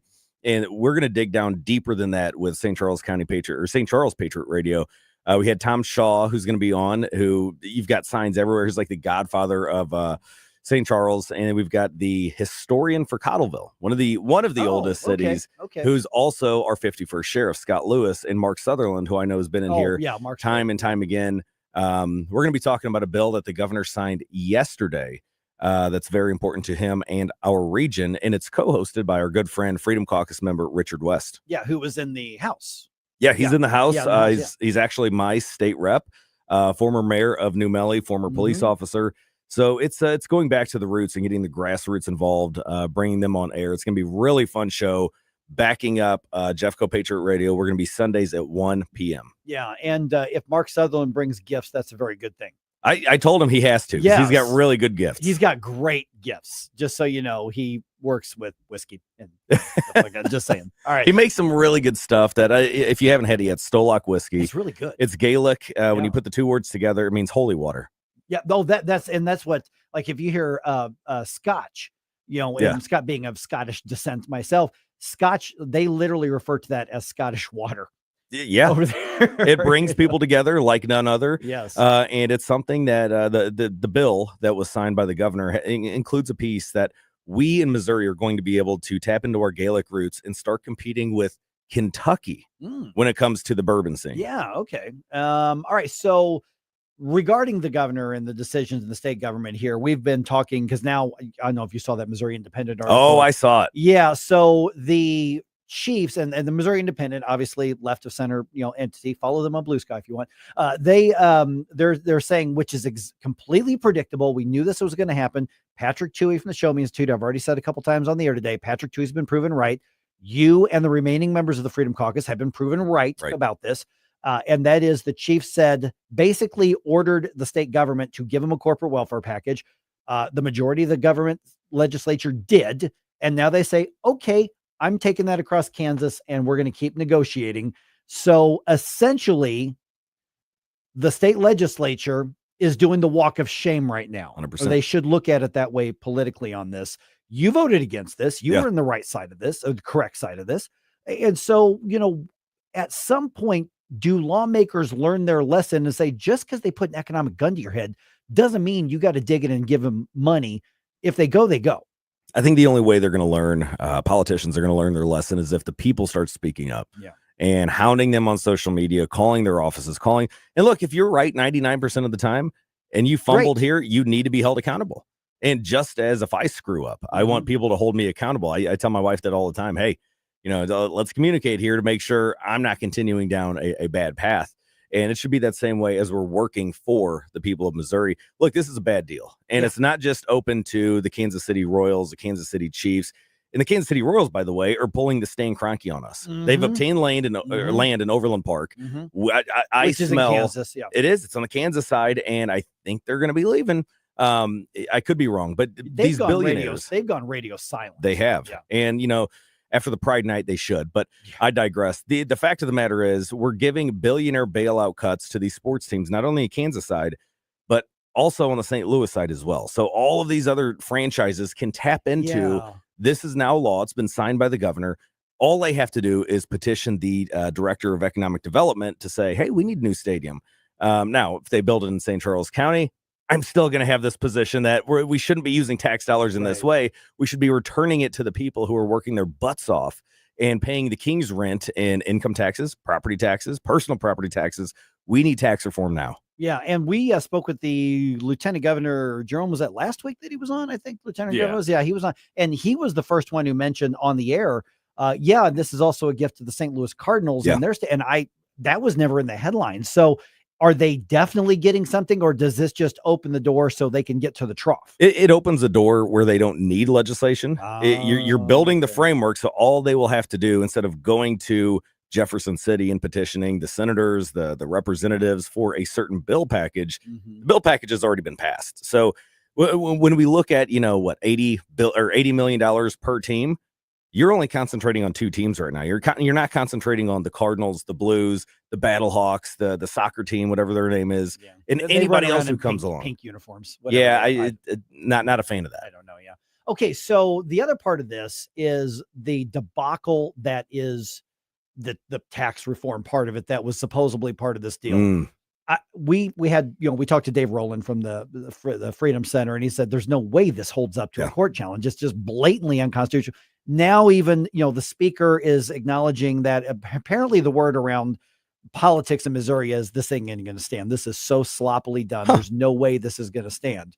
So there's a chance you're going to get called back into another special session later this year. Let's go, because it's time to cut taxes. And when this came across our desks, it was, I think it was meant well by the people that created it, but I was waving the flag saying that's unconstitutional. Right. Equal protection, it violates the special laws sections, it violates. And Dave Rowland is a winner. The guy wins all the time.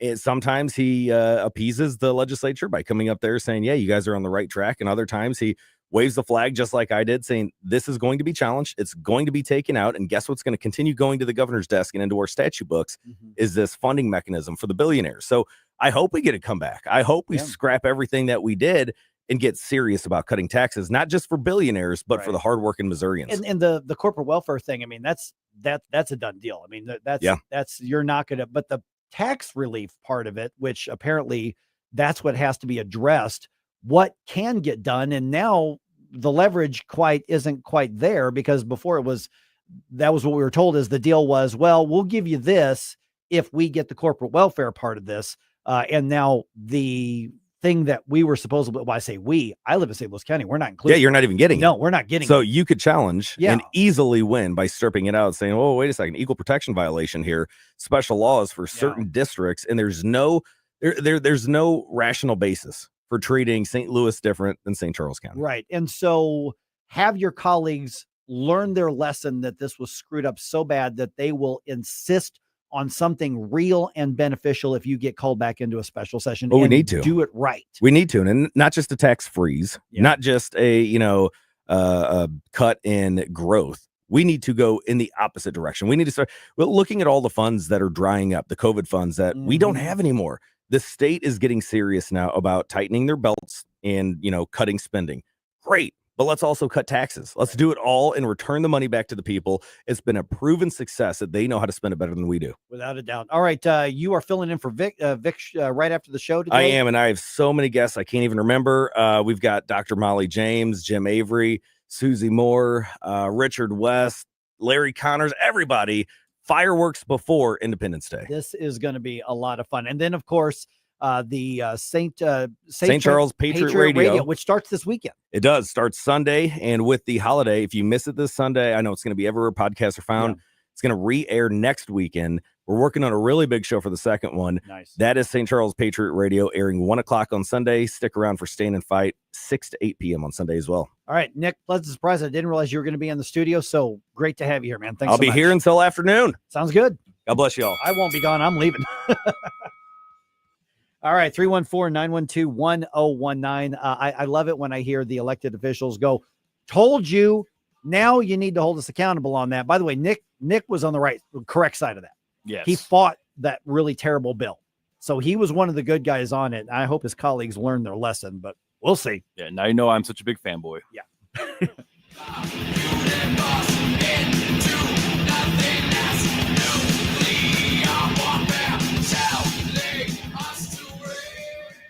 Attention all gun enthusiasts. Don't miss the big Franklin County Gun Show happening July 11th through 13th at Washington, Missouri's Elks Lodge. With over 450 tables of pistols, handguns, rifles, long guns, shotguns, ammo, and more. The fun starts Friday, July 11th at 4 and continues all weekend. Admission just $10 and good for the entire weekend. Kids 12 and under get in free with discounts for veterans and first responders. The big Franklin County Gun Show at the Washington, Missouri Elks Lodge the weekend of July 11th. More info at bkpromotions.us.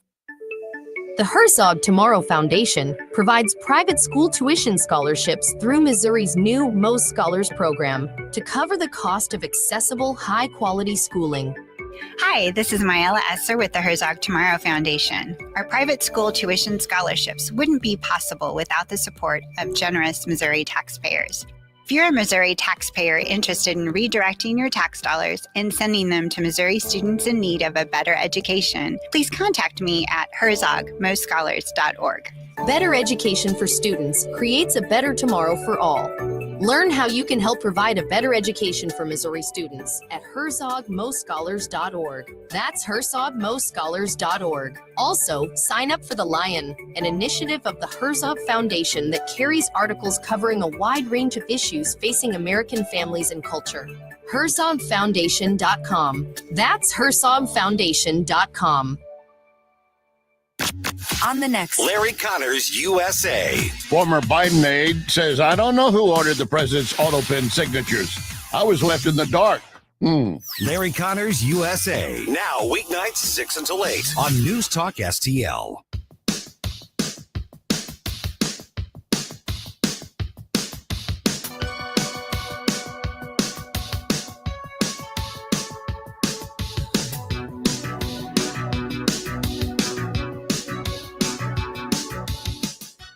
Hi, it's Randy Tobler here. Pour a big cup of coffee and catch my show every Saturday morning from 6 to 9. Right now, it's back to Mike Ferguson in the morning here on News Talk STL. All right, just a reminder, tomorrow at Nutrition Stop. Yes. They've got the organic barbecue. This is totally free, noon to 3 o'clock. So you're out in the St. Peter's area at all, or you're just nearby enough you want to stop out there. Basically, they're going to be giving away food samples and side dishes and drinks. I'm going to go out there for a while. I'm going to hang out as long as I can without being annoying to everybody. But literally I go buy my meats and my vegetables at Nutrition Stop every single week. So it is 100% free right there on Mexico Road in St. Peter. So basically, where Cave Springs and Mexico Road intersect, it's just a little bit west of that in the strip mall right there, or just put in Nutrition Stop on your GPS. It'll take you right there, but stop by. It's going to be a lot of fun and it's free food, and you can check out the store there.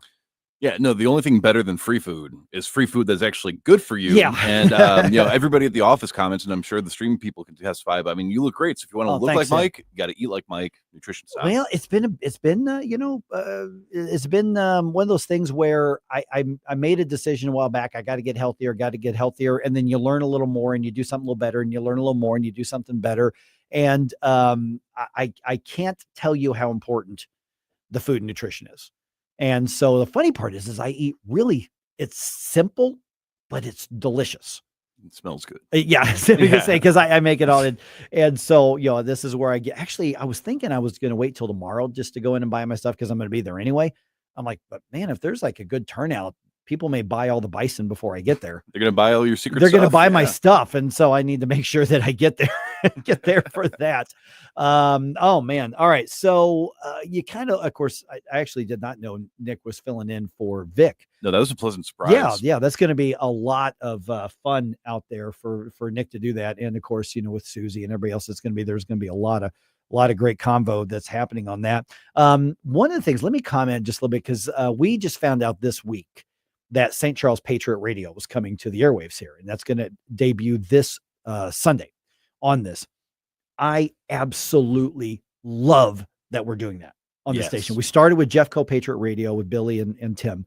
And I just thought, man, that is awesome. And I remember telling, I don't think you were even here at the station yet at that time.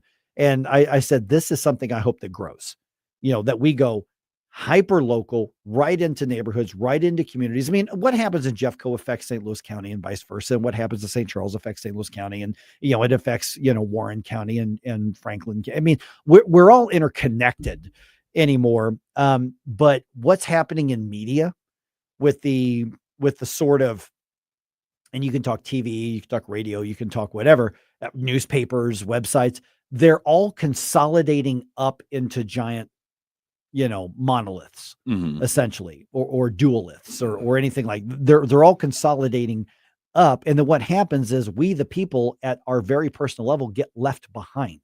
Yeah. And so when we add a St. Charles Patriot Radio, or we add Jeffco Patriot Radio, or we add St. Louis County Insider, what we're doing is saying, you're not getting left behind, because there are things happening in Cottleville, in St.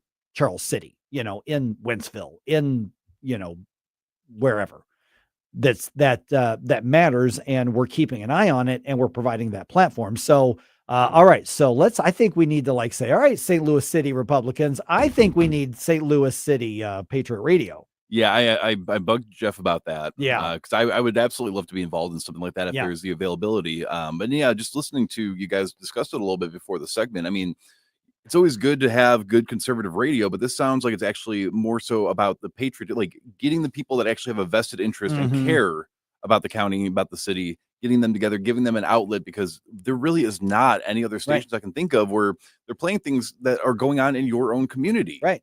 And hey, don't think this is just on the Missouri side. Hey, Madison County folks, let's talk. I would love to see work with the Freedom Caucus on something. Yeah. I mean, I would love to have something that they can put on, because they already do a weekly show. I mean, we have them on once a month or second, because the reality is that Illinois, the good guys are so badly outnumbered. You start to feel hopeless. You start to feel like there's nothing we can do, but there were some horrible things that actually got derailed in the Illinois Assembly this year. And that's the best we can do right now, but we can do that. Now, there's a lot of horrible, crappy stuff that got passed, obviously, that J.B. Pritzker is going to sign into law. Just wait till next, when's the first? Monday, I think the first is. Oh, put me on the spot. I think it's Monday. A couple days. Yeah. And that's when a whole bunch of new taxes go into effect. Oh, yeah. I mean, additional taxes and increased taxes. So people get left behind. And in downstate Illinois, our part of the area, Southern Illinois, and our 94.1 signal goes into, almost into central Illinois, west central Illinois. You've got people there who just don't have a voice. Well, you can. So, let's make something happen. Well, and something I was thinking about when I was rewatching the footage we have from the Torch of the Tax event with with Glenn Jacobs. Yes, sir. Yeah. He was discussing about how people from California and some of these bluer areas that are just sick and tired of blue politics were coming to Tennessee, and people were started to boo a little bit. He's like, no, these are refugees. These are people that we are welcoming because they share our values. That's why they're coming here. I almost feel like, would it be in our best interest to try to get as many central Southern Illinois people and then restock maybe that's how we could turn St. Louis red. Yes. And matter of fact, they're the Missourians, like the business communities, and they've actually gone into a recruiting campaign trying to get some of those businesses to relocate here, because businesses, you're either going to get crushed by the Illinois government or you can move somewhere else. I mean, you got Caterpillar moving out of the state of Illinois. And you never thought that was going to happen. And Missouri is in a position to say, listen, you know what? The homes may be similarly priced because we're in a similar, but your property taxes are a whole lot less here. Your expenses are a lot less because we don't tax as much. We have fewer regulations on things. And so come on over. And I bug a lot of my teammates on that. I'm like, they complain because they're getting hurt. Their families are being hurt by Pritzker, by the Illinois Democrats. I'm like, come on, cross the river, come on over. We got room for you, man. And that's absolutely what we should be doing. I mean, we're feeling it with the stadium funding bill, going, because that's Kansas City. I mean, but imagine every aspect of your life is in some way, shape, or form impacted by what's going on in Chicago. And Chicago has made it extremely clear. And I'm from that area. I know exactly, what that's like being under JB Pritzker. They don't care about you. They have enough people there to keep them in office so that they know how to placate, and they know how to just please just enough of them that they don't care about the rest of the state. So if we're feeling that here, come on over, Southern Illinois. Just leave the liberals back there. I mean, so Senator Nick Schroer and we just, talked about how frustrated we are with what went wrong in that special session and the corporate welfare and the taxes, and all of that is valid. But think about how much of a better position we're in. We have the people who claim to be the free market, low tax, fiscally responsible folks. We have to hold them accountable. But we're in a position to be able to do that in Missouri far more than many other states to do it. And we have to do that. And like Gabe said a little bit earlier, there needs to be some mea culpas. There need to be some state representatives. There need to be some state senators who are going to say, wow, did I get sold a bill of goods? Boy, did I under pressure make the wrong decision. We need to fix this. Yes. That's when, and you know what? I respect that. And we should too. And so, but if somebody wants to, put their hand over their eyes and try to walk away and don't look at me until campaign season, you say, vote for me because the other side is fiscally irresponsible. What about this multi-billion-dollar deal that you voted for to hand money to billionaires? And that's something that I really appreciate about being a Missourian is, like Congressman Bob Onder, like Lieutenant Governor David Wassinger, like, of course, Senator Nick Schroer, like Tim Jones, they all say, here's how you can get involved, make your voice heard. Do not let the fire up from under the pants of our representatives. They work for you, not the other way around. And, hold us accountable, hold us to our promises. And you don't hear that coming out of the Illinois side of things. No. You don't hear that coming out. They don't need to, but I mean, with how many people are in that state that are just fed up that they're going to go along with it anyways, because that's the status quo. That's what's normal to them.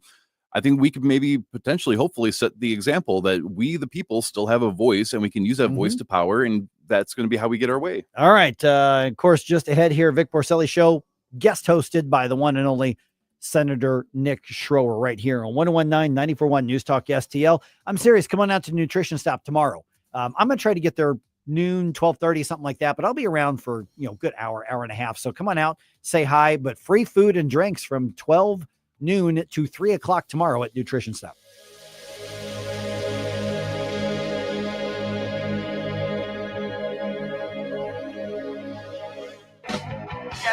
Patriot Radio. Hey guys, I don't know about you, but I love learning about national and international issues here on News Talk STL. But do you know what's going on in your neck of the woods, your city, your county, and its politics? If you live in Jefferson County and want to know more about what's happening locally, join Speaker Tim Jones and me, Councilman Billy Crow, as we dive into all things Jefferson County on Sundays at high noon on Jeffco Patriot Radio.